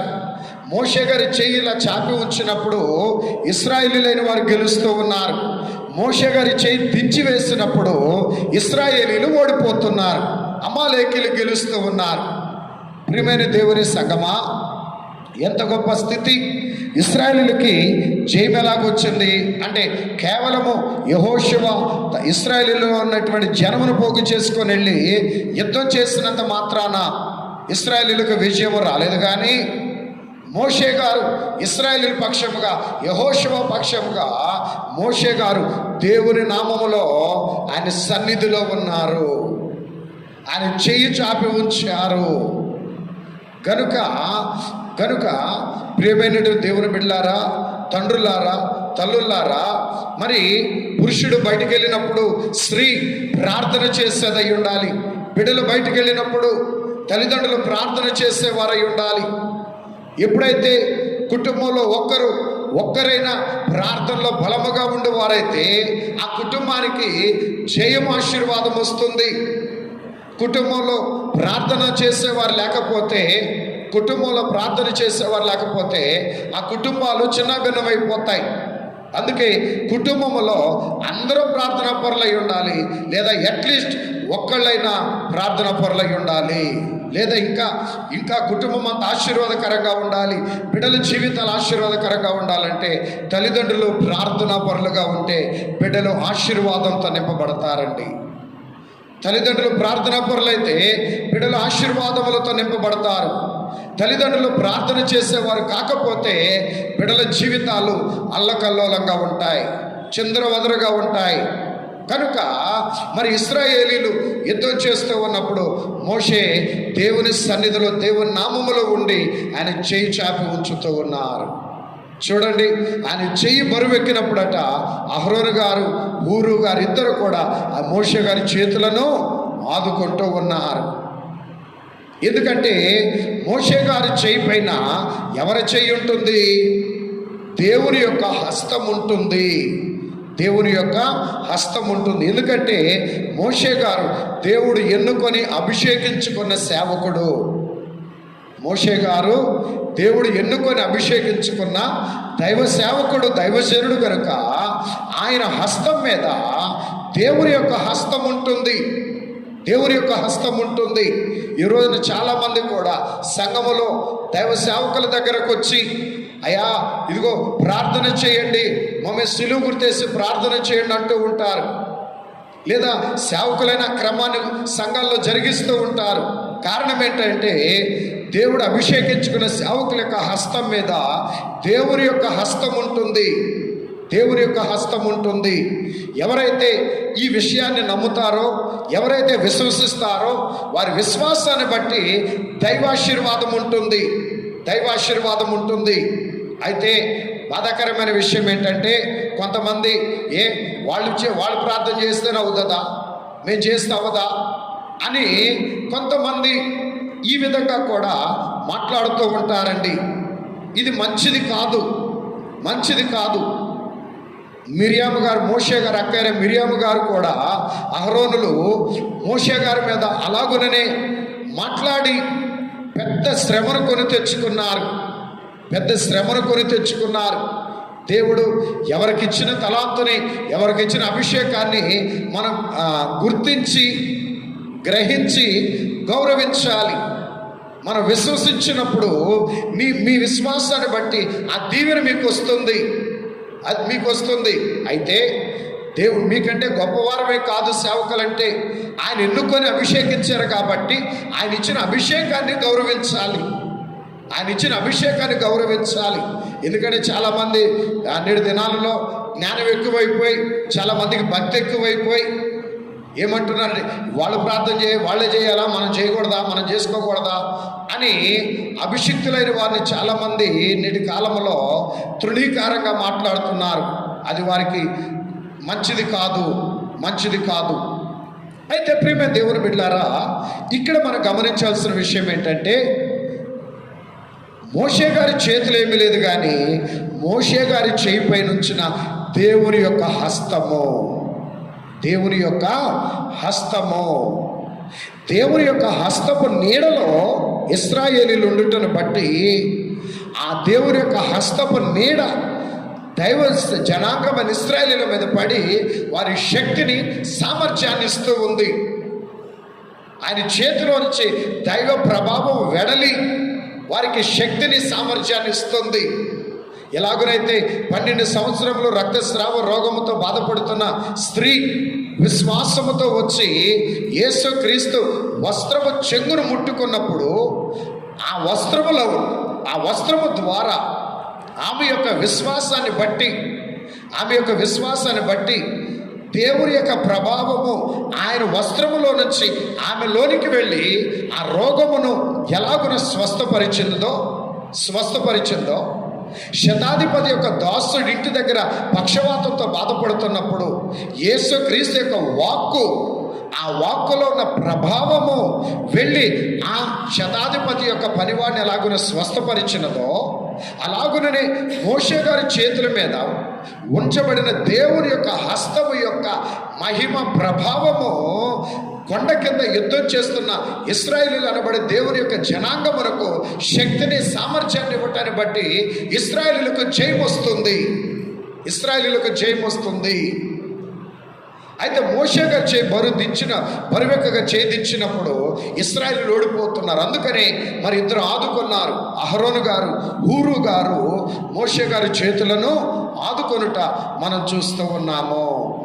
కాబట్టి ప్రియమైన దేవుని బిడ్డలారా, ఇప్పుడు మనము కూడా దేవుని యొక్క నామములో, ఆయన పాద సన్నిధిలో ఎవరైతే దేవుని నామములో ఆయన సన్నిధిలో గడుపుతూ ఉంటారో, ఆయన నామం పేరట మోకరిస్తూ ఉంటారో, ఖచ్చితంగా వారిపైన దేవుని యొక్క హస్తం ఉంటుంది, దేవుని యొక్క హస్తం ఉంటుంది.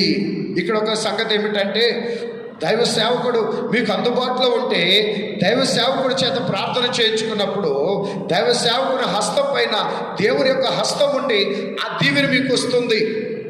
ఒకవేళ దైవ సేవకుడు మీకు అందుబాటులో లేనప్పుడు మీరు దేవుని నామంలో మీరు మోకరించి ప్రార్థన చేసుకున్నప్పుడు స్వయంగా దేవుడే తన యొక్క హస్తాన్ని మనపైన ఉంచగలరు. దైవ సేవకుడు అందుబాటులో ఉంటే దైవ సేవకుడు ద్వారా, దైవ సేవకుడు అందుబాటులో లేకపోతే మీరు ఆయన నామంలో మోకరించండి, ఆయన సన్నిధిలో మీరు మోకరించండి, ఆయన పాద సన్నిధిలో మీరు మోకరించండి, ఆయన ఆలయంలోకి వచ్చి మోకరించండి. దేవుడు స్వయంగా తానే తన హస్తముతో మనకి జయాన్ని దయచేయగలరు. మీరు ఆయన నామంలో ఉండగలిగితే చాలు. అందుకే పేతురు గారు కూడా ఈ మాట రాస్తూ ఉన్నారు. పేతురు గారు మొదటి పత్రిక 5వ అధ్యాయము 6వ వచనంలో రాస్తున్నారు కదా, పేతురు మొదటి పత్రిక 5వ అధ్యాయం 6వ వచనంలో రాస్తున్న, దేవుడు తగిన సమయమందు మిమ్మల్ని హెచ్చించున్నట్లు ఆయన బలిష్టమైన చేతి క్రింద ఆయన బలిష్టమైన చేతి క్రింద దీన మనస్కులై ఉండు. ఆయన బలిష్టమైన చేతి క్రింద ఇశ్రాయేలీలు దేవుని యొక్క బలిష్టమైన చేతి క్రింద యుద్ధం చేస్తున్నారు కనుక వారికి జయమొస్తూ ఉంది, వారికి జయమొస్తూ ఉంది. ఈ రోజున మనం కూడా ఆయన బలిష్టమైన చేతి క్రింద, ఆయన సన్నిధిలో, ఆయన ఆలయములో మనం ఉండగలిగితే, ఆయన నామం పేరట మనం మోకరించగలిగితే, ప్రియమైన దేవుని బిడ్డలారా, గొప్ప విజయం మీ సొంతమవుతుంది, గొప్ప జయము మీ సొంతమవుతుంది, గొప్ప ఆశీర్వాదాలు మీ సొంతమవుతాయి, గొప్ప అభిషేకం మీ సొంతమవుతుంది. మీరు ఆయన పాదాల దగ్గర ఉండగలిగితే, ఆయన చేతి క్రింద ఉండగలిగితే, మరి ముఖ్యంగా దీన మనస్కులై ఉండగలిగితే, అనగా మనల్ని మనం తగ్గించుకొని దేవునిని హెచ్చించే స్వభావం కలిగి ఆయన పాదాల దగ్గర ఉండగలిగితే, సుంకరి వలె ప్రార్థన చేయొచ్చు. సుంకరి వలె మనల్ని మనం తగ్గించుకొని ఉండగలిగితే, సుంకరి వలె మనల్ని మనం తగ్గించుకుంటూ ఉండగలిగితే దేవుడిచ్చే గొప్ప దీవెన, గొప్ప హెచ్చింపు మనం పొందుకోగలుగుతాము. చాలామంది ఆయన బలిష్టమైన చేతి క్రిందకు వస్తున్నారు కానీ దీన మనస్సు కలిగి ఉండట్లేదు, తగ్గింపు జీవితం ఉండట్లా, ఓర్పు ఉండట్లా, సహనం ఉండట్లా, విధేయత ఉండట్లా, మరి ముఖ్యంగా వాక్యానికి అనుకూలంగా మారాలి అనే మనస్సు ఉండట్లా, వాక్యానికి అనుకూలంగా, దేవుని బోధకు అనుకూలంగా మారాలి అనే మనస్సు ఉండట్లేదండి. దైవ ఆశీర్వాదం పొందుకోవాలని కోరుకుంటుంది కానీ, దైవ దీవెన పొందుకోవాలని కోరుకుంటుంది, స్వస్థత పొందుకోవాలని కోరుకుంటుంది, విడుదల పొందాలని కోరుకుంటుంది. కానీ దేవుని వాక్యానికి అనుకూలంగా మా జీవితాన్ని, మా హృదయాన్ని, మా ఆలోచన, మా నడవడిక, మా ప్రవర్తన మార్చుకోవాలనే ఆశ ఉండట్లా, మార్చుకోవాలని ఆశ ఉండట్లా. ప్రియ దేవుని సంగమా, దేవుని వాక్యానుకూలమైన మార్పు లేకపోతే దేవుని మహిమ మన జీవితంలోనికి రాదు. దేవుని వాక్యానుకూలమైన మార్పు మీలో వస్తేనే దేవుని మహిమ మీ జీవితంలోనికి, మీ కుటుంబంలోనికి, మీ ప్రయత్నంలోనికి, మీ ప్రయాణంలోనికి, మీ పనులలోనికి దేవుని యొక్క మహిమ వస్తుంది, దేవుని యొక్క ఆశీర్వాదం వస్తుంది. కనుక ఆయన బలిష్టమైన చేతి క్రిందకు వచ్చేటప్పుడు దీన మనస్కులమై ఉండాలి. యథార్థమైన దీన మనస్కులు, అవసరానికి అనుగుణమైన దీన మనస్సు కాదండి, అవసరానికి అనుగుణమైన తగ్గింపు, నటించే తగ్గింపు కాదు, హృదయపూర్వకమైన తగ్గింపు, అవసరానికి అనుగుణమైన తగ్గించుకున్నట్టు నటించడం కాదు. యథార్థమైన తగ్గింపు ఎప్పుడైతే మనకు వస్తుందో దేవుని ద్వారా ఖచ్చితంగా హెచ్చింపబడతామో. కనుక ఇదిగో మోషే గారి యొక్క చేతి క్రింద ఇశ్రాయేలీయులు యుద్ధం చేస్తున్నారు. మోషే గారి చేతి పైన దేవుని యొక్క హస్తం ఉంటుంది. ఒక్క మాట చెప్పి నేను ముగిస్తాను. దైవజనులు ఈ సందర్భంలో దైవజనులని దేవదాసయ్య గారు తెలియచేసిన మాట ఏంటంటే, ప్రియమైన దేవుని బిడ్డలారా, మరి మోషే గారు ఛేదించేస్తేనే ఇశ్రాయేలీయులు ఓడిపోతున్నారు. మరి దేవుడు ఛేదించేస్తే, అందుకేనట యేసు క్రీస్తు ప్రభు వారు ఆరోహణమయ్యేటప్పుడు ఎలాగ ఆరోహణమయ్యారు? లూకాసు వార్త 24వ అధ్యాయము 51వ వచనములో మనం చూస్తే, ఆయన బేతనియా వరకు వారిని తీసుకొని పోయి చేతులెత్తి వారిని ఆశీర్వదించెను. వారిని ఆశీర్వదించుచుండగా ఆయన వారిలో నుండి ప్రత్యేకింపబడి పరలోకమునకు ఆరోహణుడాయను. చూడండి, చేతులెత్తి వారిని ఆశీర్వదించొచ్చు, వారిలోంచి ప్రత్యేకింపబడి పరలోకమునకు ఆరోహణుడయ్యను అని మనం చదువుకుంటున్నాం. ప్రేమ దేవుని బిడ్డలారా, అక్కడ దైవజనులు చెప్పిన మాట ఏంటంటే, ప్రభువట అప్పుడు ఎత్తిన చేతులు ఇప్పటి వరకు దించలేదట. అప్పుడు ఎత్తిన చేతులు ఇప్పటి వరకు దించలేదట. ఎందుకు? మోషే గారు ఛేదించేస్తేనే ఇశ్రాయేలీయులు ఓడిపోతున్నారు. మరి దేవాది దేవుడు, దేవుని కుమారుడు, త్రియేక దేవుడు, త్రిగుణాశీర్వాదకర్త అయ్యున్న యేసుక్రీస్తు ఆయన ఛేదించి వేస్తే మరి ఆయన యొక్క సంఘం ఎలాగో వృద్ధి చెందుతుంది, ఆయన సంఘం ఎలా బలపడుతుంది, ఆయన సంఘం ఎలాగో ఆశీర్వదింపబడుతుంది, ఆయన సంఘం ఎలా విడిపింపబడుతుంది? ఆయన సంఘము సాతాను పైన, లోకం మీద, పాపం మీద ఎలా జయం పొందుతుంది? గనుక ఆయన అప్పుడు ఎత్తిన చేతులు ఇప్పటి వరకు దించలేదట. అంటే దేవుని యొక్క ఉద్దేశం ఏంటి? ఆయన ఎలాగునైతే జయము పొందారో, ఆయన ఎందు విశ్వాసం ఉంచిన వారందరూ కూడా జయము పొందాలి. యేసుక్రీస్తు ప్రభు పొందిన జయమే ఎల్లవారి కౌను. యేసుక్రీస్తు ప్రభు పొందిన జయమే ఎల్లవారి కౌను. కోరిన ఎల్లవారి కౌను, వేడిన ఎల్లవారి కౌను, నమ్మిన ఎల్లవారి కౌను. యేసు పేరమే చిక్కుల పైన వేసి కొన్న జయమో, జయమని వ్రాసి కొన్న జయమో సాధ్విలా. యేసుక్రీస్తు ప్రభు పొందిన జయమే ఎల్లవారి కౌను. కోరుకున్న వారికి, వేడుకున్న వారికి, నమ్మిన వారికి జయము ఆయన జయము రావాలి అని మనం జయమును కోరుకుంటున్నాం, జయమిమ్మని వేడుకుంటున్నాం, జయమిస్తాడని నమ్ముతున్నాం. యేసుక్రీస్తు చిక్కుల పైన, మన కలిగిన చిక్కులన్నిటిపైన ఆయన నామమును వేస్తున్నాం. కనుక ఆయన జయము మనకు వస్తుందంటే కారణం ఏంటంటే, ఆయన అప్పుడు ఎత్తిన చేతులు ఇప్పటి వరకు మన కొరకు, మన జయము కొరకు, మన జయ జీవితం కొరకు, అన్నిట్ల ఆశీర్వాద అభివృద్ధి కొరకు, అన్ని రీతిలో మేలు స్వస్థతలు మనం పొందుకున్న కొరకు ఆయన చేతులు చాచి ఉంచారటండి. అప్పుడు ఎత్తిన చేయి ఇప్పటి వరకు దించలేదని దైవజనులు సెలవిచ్చిన వారై ఉన్నారు. కాబట్టి ప్రియమైనటువంటి దేవుని సంగమా, ఆయన చేతి క్రింద మనం ఉండవలసిన వారమై ఉన్నాము. ఆయన సన్నిధిలో మనం ఉండవలసిన వారమై ఉన్నాము. ఆయన పాదముల యొద్ద మనం ఉండవలసిన వారమై ఉన్నాము. ఆయన మాటను బట్టి నడిచినప్పుడు కూడా మనం దేవుని యొక్క చేతి క్రింద ఉన్న వారమే. ఆయన సన్నిధిలో గడపాలి, ఆయన మాటను బట్టి నడవాలి, ఆయన కొరకు నిలవబడాలి, ఆయన కొరకు జీవించబడాలి, ఆయన కొరకు వాడబడాలి, ఆయన కొరకు, ఆయన క్రీస్తు కొరకు ఎవరైతే జీవిస్తుంటారో వారిపైన దేవుని యొక్క హస్తం ఉంటుంది. దేవుని కొరకు ఎవరైతే నిలవబడతారో, ఆయన బయలుపరిచిన బైబిల్ మిషన్ కొరకు ఎవరైతే నిలవబడతారో ఖచ్చితంగా వారి మీద ఆయన యొక్క హస్తం ఉంటుంది, వారిని హెచ్చిస్తుంది. కాబట్టి ప్రియమైన దేవుని బిడ్డలు, అందుకే దైవజనులు సన్నిధి అనుభవాన్ని ఏర్పాటు చేశారండి. బైబిల్ మిషన్ యొక్క పునాది సన్నిధి అనుభవము. ఆయన సన్నిధిలో ఎవరైతే గడుపుతున్నారో వారి మీద దేవుని యొక్క హస్తము అనేది ఉంటుంది.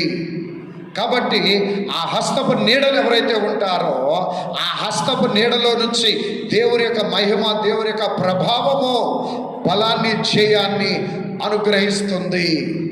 కావున ప్రియ దేవుని సంగమా, ఈ రోజున ఆయన పాద సన్నిధిలో ఉన్న వారలారా, దేవుని యొక్క చేతి నీడలోనికి యెహోషువ ఇశ్రాయేలీయుల వలె దేవుని యొక్క చేతి నీడలోనికి ఈ దినమున నడిపింపబడిన వారలారా, ఈ మోషే సుఖోపవాస ధ్యానముల ద్వారా అనుదినము దేవుని యొక్క దక్షిణ హస్తపు నీడలోనికి నడిపించబడుతున్నటువంటి దేవుని సంగమా, ఆయన హస్తపు నీడలో ఉన్న మనము దీన మనస్కులమై, తగ్గింపు జీవితం కలిగిన వారమై, హృదయపూర్వకమైన విధేయత కలిగిన వారమై, వాక్యానుసారమైన మార్పు కలిగిన వారమై మన జీవితాన్ని దేవునికి సమర్పించుకోగలిగితే దేవుని ద్వారా మనందరము కూడా అత్యధికముగా దీవించబడి హెచ్చించబడగలము.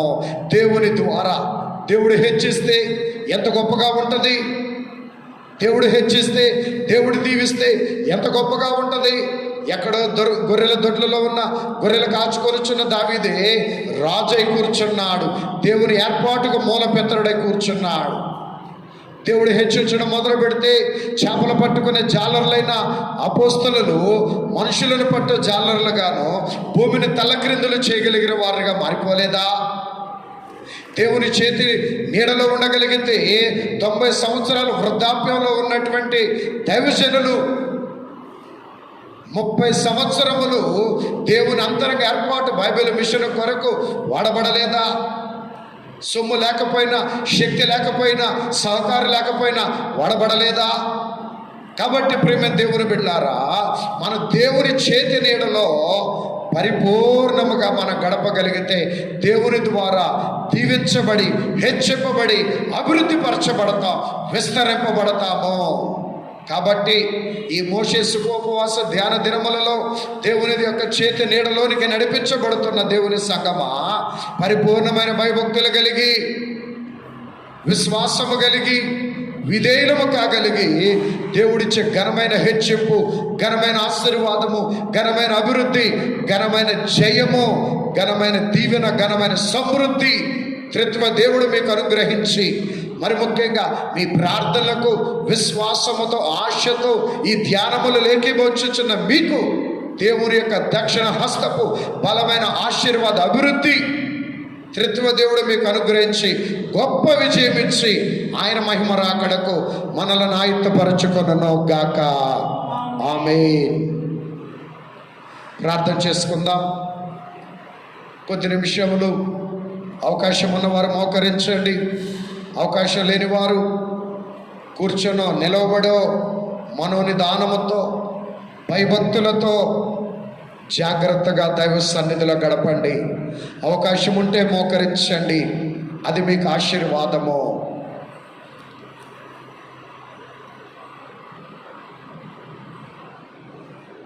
షారోను మైదానముతో సమమైన మైదానంబు ఏ రాజ్య మందులేదో ఎంచి చూడగా, ఏ రాజ్య మందులేదు ఎంచి చూడగా. దేవా, మహోన్నతుడా, అత్యంత కృప కలిగిన మా తండ్రి,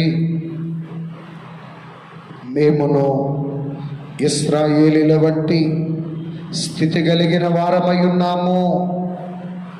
మేమును ఆయా సందర్భములలో ఇశ్రాయేలీల వలె సడిగిన వారము, గొణిగిన వారము, కోపపడిన వారము, తిరుగుబాటు చేసిన వారమే. ప్రభువా, మా తప్పిదమును ఒప్పుకొనక, మా తప్పిదమును బట్టి నాయనా పశ్చాత్తాపడక, తిరుగుబాటు చేసి కోపపడిన వారము, నీపైన, సేవకులపైన, పెద్దలపైన, తోటి వారిపైన కోపపడిన వారము. దేవా,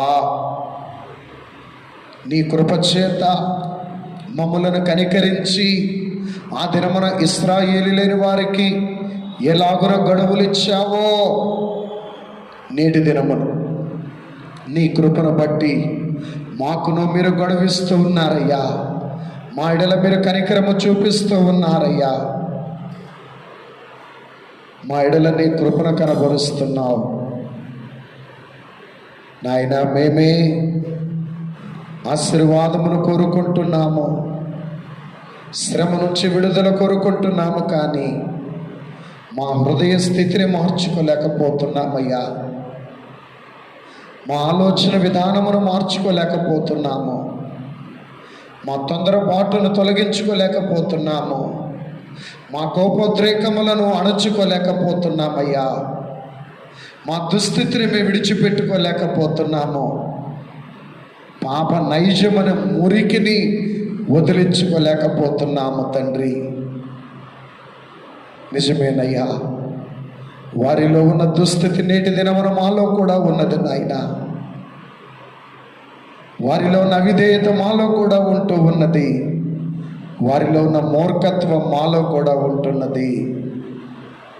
ప్రియ దేవుని సంగమా, దైవ ధ్యానంలో ఉన్న ఓ విశ్వాసి, ఎవరి జీవితమును వారు పరీక్షించుకోనండి. ఎవరి హృదయ స్థితిని వారు పరీక్షించుకోనండి. ఎవరి ఆలోచన విధానాన్ని వారు పరిశీలన చేసుకోనండి. మన పాప స్థితిని ఒప్పుకొని పశ్చాత్తాపడుతున్నామా? కప్పిపెట్టుకొని కోపపడుతున్నామా? ఏం చేస్తూ ఉన్నామో, ఎట్టి స్థితిలో ఉన్నామో దేవా దయతో మమ్మలను క్షమించండి నాయన. దుస్థితిని, బలహీనతలను, లోటుపాట్లను మాలోనే కప్పిపుచ్చుకుంటూ ఏ తప్పు చేయని వారి వలె, ఏ లోపము లేని వారి వలె జనుల ఎదుట, ప్రజల ఎదుట, కుటుంబం ఎదుట నటిస్తూ, నిన్ను మోసగిస్తూ, మా కుటుంబాన్ని మోసం చేసుకుంటూ, తోటి విశ్వాసులను మోసం చేసుకుంటూ, అయ్యా మమ్ములను మేమే మోసానికి అప్పగించుకుంటూ మోసపోతూ ఉన్న అయోగ్యులము తండ్రి, దయతో మమ్ములను క్షమించండి దేవా, క్షమించండి. నిజమే, నీవు ఇశ్రాయేలు యొక్క తప్పును చూడడం లేదు నాయన. అయ్యా వారి అవిధేయతను అయ్యా నీవు కోపగించుకొని అసహించుకొని త్రోసివేయలేదు, కానీ కనికరమ్మతో క్షమించి వారి దప్పిక తీరుస్తూ ఉన్నావయ్యా, వారి దప్పిక తీరుస్తున్నావు. అలాగుననే అనేక మారులు మా దప్పికను కూడా మీరు తీరుస్తున్నారయ్యా. అనుదినము మా దప్పికను మీరు తీరుస్తున్నారు, మా ఆశను మీరు తీరుస్తున్నారు. ఏదో ఒక విధముగా ఈరోజు కాకపోతే తర్వాత రోజైనా, 2 రోజుల తర్వాత అయినా, వారం రోజుల తర్వాత అయినా, నెల రోజుల తర్వాత మా దప్పికలు మీరు తీరుస్తూనే ఉన్నారు. మా కోరికలు మీరు తీరుస్తున్నారయ్యా, మా అవసరతలు మీరు తీరుస్తూ ఉన్నారు. కానీ నీ కోరికను మేము తీర్చలేకపోతున్నామయ్యా. నీ హృదయాశను తీర్చలేని విశ్వాసులంగా మేము ఉండిపోతున్నామయ్యా. మీ హృదయాన్ని మేము ఘనపరచలేకపోతున్నాం, నీ హృదయాన్ని మేము సంతోషపరచలేకపోతున్నామయ్యా. ఓ విశ్వాసి, ఒక్కసారి ఆలోచన చేసుకోనండి. యేసయ్య ఎన్నిసార్లు మన కోరికలను తీర్చాడు, ఎన్నిసార్లు మన ఆశలు తీర్చాడు, ఎన్ని మార్లు మన ప్రార్థన నెరవేర్చాడు, ఎన్ని మార్లు మన అవసరతలు తీర్చాడు, ఎన్ని మార్లు మన ఆపదల నుంచి మనం విడిపించాడు. అయితే ఒక్క మారైనా, ఒక్క దినమైనా ఆయన హృదయమును సంతృప్తి పడే విధముగా, క్రీస్తు హృదయం ఆనందించే విధముగా మార్పు చెందగలిగామా? క్రీస్తు హృదయానుసారముగా నడుచుకోగలుగుతున్నామా? క్రీస్తు వాక్యమునకు ఆలోచించకుండా, అనుమానించకుండా లోబడగలుగుతున్నామా? దైవాజ్ఞలు నెరవేర్చగలుగుతున్నామా? క్రీస్తు యొక్క చిత్తమునకు నిన్ను నీవు లోపరుచుకోగలుగుతున్నామా? ఏం చేయగలుగుతున్నావు? గుడికెళ్తే సరిపోదు కదా, మన అవసరతలను బట్టి కొద్దిసేపు ప్రార్థన చేసుకుంటే సరిపోదు కదా, కానుకలు ఇస్తే సరిపోతుందా? సరిపోదు. నీ హృదయాన్ని మార్చుకుంటేనే, నీ హృదయ విధానాన్ని మార్చుకుంటేనే, మన ఆలోచన విధానాన్ని మార్చుకుంటేనే, మన ప్రవర్తన, మన పద్ధతులు మార్చుకుంటేనే, వాక్యానుసారంగా నడుచుకుంటేనే, వాక్యానికి లోబడితేనే కదా మన వల్ల ఆయనకు సంతోషం, మన వల్ల ఆయన దప్పిక తీరేది. ఈ విధంగా చేయగలుగుతున్నావా? ప్రియ దేవుని సంగమా, ఈ విధంగా చేయగలుగుతున్నామా?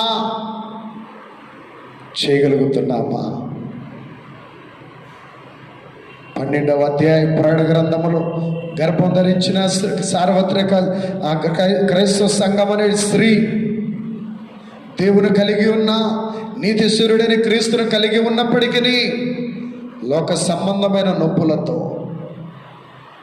ఇంకా అది లేదు, ఇది లేదు, అది కావాలి, ఇది కావాలని లోక ఆశలతో, లోక ఆలోచనలతో, లోక కోరికలతో కేకలు వేస్తూ ఉన్నది. లోకాశలు కలిగిన క్రైస్తవ సంఘము విడవబడింది, రాకడలో ఎత్తబడలా. లోకపు ఆలోచనలు కలిగిన లోక సంబంధమైన దప్పిక కలిగిన, శరీర సంబంధమైన ఆకలి కలిగిన క్రైస్తవ సంఘము విడవబడింది, రాకడలో ఎత్తబడలా. దైవ సన్నిధి అనుభవం కలిగి, దేవుని మీద ఆనుకొని, దేవుని మీద ఆధారపడి, క్రీస్తు ద్వారా సమస్తాన్ని పొందుకుంటున్న దైవ సన్నిధి పరులుగా ఉన్న వధువు సంఘము దేవుని యొద్దకు, ఆయన సింహాసనం యొద్దకు కొనిపోబడినది. గర్భములో ఉన్న శిశువు, తల్లి గర్భములో ఉన్న శిశువు తల్లి ద్వారా ఎలా పొందుకుంటుందో, దేవుని పాద సన్నిధి అనే గర్భములో ఉన్న వధువు సంఘము దేవుని ద్వారా సమస్తమును పొందుకొని దేవుని దప్పికను తీర్చగలుగుతుంది కదా. ఈ రోజున మనం ఎలాగున్నామో, ఆ స్త్రీ వలె ఉన్నామా, శిశువు వలె ఉన్నామా? స్త్రీ వలె ఉన్నట్లయితే విడవబడతామో, శిశువు వలె దైవ సన్నిధి అనుభవం కలిగిన వారమైతే రేపు రాకడ మేఘమెక్కగలుగుతాము. ఎలాగున్నాము? ఎవరికి వారు పరిశీలన చేసుకుందాము. ఎలాగున్నాము? ఈ దినమున ఆయన బలిష్టమైన చేతి క్రిందకు వచ్చిన ఓ విశ్వాసి, ఈ మోషే సుఖోపవాస ధ్యానముల ద్వారా అనుదినము ఆయన సన్నిధికి వచ్చుచున్న, ఆయన యొక్క బలిష్టమైన చేతి నీడకి వచ్చుచు ఉన్న ఓ విశ్వాసి, దీన మనస్సుతో వచ్చుచున్నామా? క్రీస్తు యొక్క చిత్తానికి అనుకూలంగా మన జీవితాన్ని మార్చుకోవాలని వస్తున్నామా? ఎలాగొస్తున్నామో మళ్ళా మనం తగ్గించుకొని రాగలుగుతున్నామా? దైవ చిత్తానుసారంగా జీవించాలని మనస్సుతో వస్తున్నామా? అట్టి దప్పికతో వస్తున్నామా? దేవా, ఇదిగో నాయనా, నీ దప్పికను నాకు కలుగుచున్నది, నీ చిత్తానుసారంగా జీవించాలి, పరిశుద్ధమైన జీవితం కలిగి జీవించాలి, మగ శిశువు వంటి నీ సన్నిధి అనుభవం కలిగి జీవించాలని అట్టి దప్పికతో వస్తున్నావా? లోక సంబంధమైన, శరీర సంబంధమైన దప్పికలతో వస్తున్నామా? ఎలాగొస్తున్నావు ఆయన చేతి నీడకు? ఏ కోరికతో వస్తున్నావు? ఈ ధ్యానముల ద్వారా ఈ లోక సంబంధమైన మన దప్పికలు తీర్చుకోవడానికి వచ్చామా? లేదా దేవుని దప్పిక తీర్చే విధంగా మార్చబడుటకు ధ్యానములలో ఏకీభవిస్తున్నామా? ప్రియ దేవుని విశ్వాసి, రెండో మనకు మేలే, రెండో మనకు దీవెనే, రెండో మనకు ఆశీర్వాదమే. ఆత్మ సంబంధమైన దప్పికతోనూ రావాలి. ఆత్మ సంబంధమైన దప్పికతో నీవు వచ్చినప్పుడు శరీర సంబంధమైన నీ దప్పికలన్నీ ఆయనే తీర్చివేస్తాడు. లోక సంబంధమైన అన్ని దప్పికలను తీర్చివేస్తాడు. ఆత్మ సంబంధమైన దప్పికతో నీవు రాగలిగితే, ఆత్మ సంబంధమైన కోరికతో ఆయన సన్నిధిలో ఉండగలిగితే, ఆత్మ సంబంధమైన కోరికతో ఆయన యొక్క చేతి నీడలోనికి రాగలిగితే, ఆత్మ సంబంధమైన కోరిక, శరీర సంబంధమైన కోరిక సమస్తమును తీర్చి అన్ని రీతులలో మనల్ని హెచ్చించగలిగిన సమర్థుడు, అన్ని రీతులలో హెచ్చించగలిగిన సమర్థుడైన యేసు క్రీస్తు యొక్క చేతి నీడలో ఆయన పాదముల యొద్ద గడుపుచున్న ఓ విశ్వాసి, ఓ సంగమా, దేవా, నీకు అనుకూలంగా నన్ను మార్చుకో, నీ దప్పిక తీర్చగలిగిన విశ్వాసిగా నన్ను ఆశీర్వదించుము, నన్ను బలపరచుమని ప్రతి ఒక్కరూ బ్రతిమలాడుకోనండి. ఆయన మన దప్పిక తీర్చేవాడు. అలాగే ఆయన దప్పికను తీర్చగలిగిన వారినిగా మనలను మార్చగలిగిన వాడు కూడా ఆయనే. తన ఆత్మాభిషేకం ఇచ్చి, తన ఆత్మతో నింపి త్రిత్వ దేవుని హృదయ దప్పిక తీర్చగలిగిన వాడిగా మనల్ని మార్చగలిగిన వాడు ఆయన, మనల్ని సిద్ధపరచగలిగిన వాడు ఆయన. ఇప్పటికైనా నీ దప్పిక తీర్చుకోవాలని ఆశతోనే ఉన్నావా? లేదా దేవా, యేసయ్యా, నీ దప్పిక తీర్చే నిజ విశ్వాసిగా నన్ను మార్చండి అని ఆశతో ఉన్నావా? ఎట్టి ఆశతో ఉన్నావు ఓ సంగమా? ఎట్టి తలంపుతో ఉన్నావు? ప్రభు చూస్తూ ఉన్నారు, ప్రభు గమనిస్తూ ఉన్నారు. గ్రహించండి, గ్రహించండి. దేవా, మా ఎడల నీ కృపను కనబరుచుము, మా ఎడల నీ కనికరము చూపించుము నాయనా, నీ కనికరము చూపించుము. యేసు రక్తము ప్రతి పాపము నుండి మిమ్మల్ని పవిత్రులుగా చేయనున్నారు కదా. నీ రక్త ప్రోక్షణ ద్వారా మమ్మల్ని నీకు ఇష్టమైన పరిశుద్ధులనుగా మార్చుకొని నీ ఆత్మతో, ఆత్మ వరములతో, ఇదిగో సంగమనబడి నీ బిడ్డలను నీ పరిశుద్ధాత్మ వరములతో నింపండి, నీ పరిశుద్ధాత్మ ప్రభావముతో నింపండి, నీ పరిశుద్ధాత్మ శక్తితో నింపండి. అయ్యా, నీ దప్పిక తీర్చి, నీ యొక్క అంతరంగ దప్పిక తీర్చి ఆ మనస్సును, దానికి తగిన సిద్ధపాటు పరిశుద్ధాత్మదేవా నీవే మాకు అనుగ్రహించమని ప్రార్థిస్తున్నామయ్యా.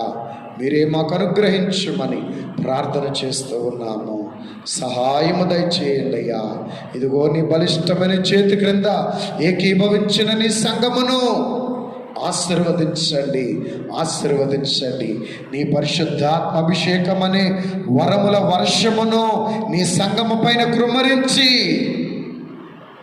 ఆత్మ సంబంధమైన వరములు కలిగిన నీ ఏర్పాటు సంఘముగా, నీ ఏర్పాటు బిడ్డలనుగా ఆశీర్వదించండి, బలపరచండి. ఆత్మ ప్రభావము కలిగిన, ఆత్మ వరములు కలిగిన, శక్తి కలిగిన సంఘ బిడ్డలుగా నీ బిడ్డలను దీవించండి, దీవించండి, దీవించండి. నీ కృపలో బలపరచండి, నీ కృపలో బలపరచండి. దేవా, ఏకీభవించిన నీ బిడ్డలను ఇదిగో నీ బలిష్టమైన చేతి నీడలోనికి నీవే ఆకర్షించుకున్నావు కదా. ఆకర్షించుకొని మా యేసయ్యా నీ బిడ్డలను ఆశీర్వదించండి, వారి అనారోగ్యములను స్వస్థపరచండి ప్రభువా. ఎవరైతే ఆర్థిక ఇబ్బందులలో ఉండి కొట్టుమిట్టలాడుచు ఉన్నారో వారి ఆర్థిక ఇబ్బందుల నుంచి విడిపించండి నాయన. సమస్యల్లో ఉన్న వారి యొక్క సమస్యల నుంచి విడిపించండి, శోధనలో ఉన్న వారి యొక్క శోధనల నుంచి విడిపించండి. పూత పీడితులుగా ఉన్న వారిని ఆ బంధకముల నుంచి విముక్తిని దయచేయమని అడుగుచున్నా ప్రభువా. కోర్టు చిక్కులతో ఉన్న వారి నుంచి వాటి నుంచి విడుదల దయచేయమని ప్రార్థిస్తూ ఉన్నాము. కుటుంబ గందరగోళములలో ఉన్న వారిని వాటి నుంచి విడుదల దయచేయమని అడుగుచున్నాను. శోధన, నిందలు, తిరస్కారము, అవమానము, హేళన పొందుకొనుచున్న వారికి ఆ బంధకముల నుంచి విడిపించండి ప్రభువా. ప్రభువా, ఇదిగో నాయనా, ప్రతి ఒక్కరిని ఎవరు ఏ దుస్థితిలో ఉన్నారు, ఎవరే సమస్యలో ఉన్నారో ఇప్పుడే నీ ధ్యానములోకి భవించిన వారికి పరిపూర్ణమైన నిండైన మెండైన విడుదల దాయిచ్యమని ప్రార్థిస్తున్నాము. త్రాగుడు అలవాటుకు బానిసలైన వారిని ఆ దుర్గుణము నుంచి విడుదల దాయిచ్యమని ప్రార్థిస్తూ ఉన్నాము ప్రభువా. మూర్ఖత్వము, అవిధేయత, చెడ్డ తలంపులు, చెడ్డ ఆలోచనలు, చెడ్డ నడవడిక కలిగిన వారికి అట్టి దుస్థితి నుంచి విడుదల దాయిచ్యమని నీ పాదములు పట్టి ప్రార్థన చేస్తూ ఉన్నాము తండ్రి. అదేవిధంగా నాయనా కుటుంబముల సమాధానము లేక ఇదిగో నాయనా బాధపడుతున్న బిడ్డలను కనికరించండి. యవనస్తులైన బిడ్డలు అయ్యా నీకును తల్లిదండ్రుల మాటకు లోబడకుండా ఏ బిడ్డలను బట్టి తల్లిదండ్రులు బాధపడుతున్నారు అట్టి యవనస్తులైన బిడ్డలను కనికరించి వారి మనస్సు, వారి ప్రవర్తన, వారి ఆలోచన మార్చి ఇదిగో నీకును తల్లిదండ్రులకు భయభక్తులు కలిగి విధేయులగునట్లుగా ప్రతి యవన బిడ్డను, సంఘములోని యవన బిడ్డలను మీరు ప్రేరేపించండి. చిన్న బిడ్డలైన వారిని దీవించండి. వారి చదువుల అభివృద్ధి, భక్తి జీవితము, ప్రార్థన జీవితము, విద్యలో అభివృద్ధి, మంచి అలవాట్లు, మంచి నడవడిక సంఘములో ఉన్న ఇతర ధ్యానములు ఏకీభవించిన ప్రతి చిన్న బిడ్డలకు దయచేయమని ప్రార్థిస్తూ ఉన్నాము దేవా. ఇంట్లో ఉండి పనిపాట్లు చేసుకునే స్త్రీలైన వారిని జ్ఞాపకం చేసుకోండి. ఆరోగ్యము, కాపుదల, భద్రత మీరు అనుగ్రహించండి దేవా. ఇదిగో నాయన ప్రార్థన చేసుకోవాలని ఆశతో నీ పాదముల ఎద్దకు వచ్చి నీ సన్నిధిలో మోకరించిన బిడ్డలకు మనోనిదానం కుదరక, ఏకాగ్రత రాక, ప్రార్థన నడిపింపు రాక, స్తుతించే వాళ్ళు రాక ఎంతమంది బాధపడుచున్నారో అయ్యా, ప్రార్థనలో నుంచి అసంతృప్తితో ఎవరైతే బయటకు వస్తున్నారో అట్టి వారిని జ్ఞాపకం చేసుకొని కనికరించి నీ పరిశుద్ధాత్మ స్వాధీనములు నాయన ఉంచుకొని నీ ఆత్మ పరిశుద్ధాత్మ అభిషేకం వారికి ఇచ్చి బలమైన ప్రార్థనలు చేయగలుగునట్లు, మనోనిదానముతో కనిపెట్టగలుగునట్లు, స్తుతులు చేయగలుగునట్లుగా వారి కొరకు, ఇతరుల కొరకు, దేశము కొరకు, నశించిపోతున్న ఆత్మల కొరకు ప్రార్థించగలిగిన ఆత్మల రక్షణ భారముతో కూడా ప్రార్థనాత్మ ప్రతి ఒక్కరికి మీరు అనుగ్రహించమని ప్రార్థిస్తూ ఉన్నాము తండ్రి. స్తోత్రములు నాయన. ఈ 17వ దిన ధ్యానము ద్వారా, బోధల ద్వారా ఇదిగో ప్రతి ఒక్కరు హృదయమును వెలిగించి ప్రతి ఒక్కరూ నీ అంతరంగ దప్పిక తీర్చగలిగిన పెళ్లి కుమార్తెలుగా మార్చబడి మీరు వచ్చినప్పుడు మహిమ మేఘమెక్కగలిగినటువంటి వధువు సంఘముగా ప్రతి ఒక్కరిని ఆశీర్వదించి, అలంకరించి, అభిషేకించి ఆరోహణ మేఘములోనికి ఆయుధపరుచుకొనగలరు నమ్ముచ్చు. యేసుక్రీస్తు ప్రభు నామములో ఈ మా ధ్యాన విన్నపములను సమర్పించి వేడుకొనొచ్చు ఉన్నాము తండ్రి. ఆమేన్. ప్రభు అయిన యేసుక్రీస్తు ప్రభుని కృప, తండ్రి అయిన దేవుని ప్రేమ, ఆదరణకర్త అయిన పరిశుద్ధాత్మ తండ్రి యొక్క ఆదరణ, అన్యోన్య సహవాసము, సహాయము సదా తోడయుండి సకల ఆశీర్వాదములనిచ్చి పెళ్లి కుమారుడని క్రీస్తు యొక్క దప్పిక తీర్చగలిగిన పెళ్లి కుమార్తెలుగా త్రిత్వదేవుడు మిమ్మల్ని అలంకరించి ఆయన నిత్య మహిమలోనికి మనందరిని కొనిపోవును గాక. ఆమేన్. మరణాత. అందరికీ మరణాత.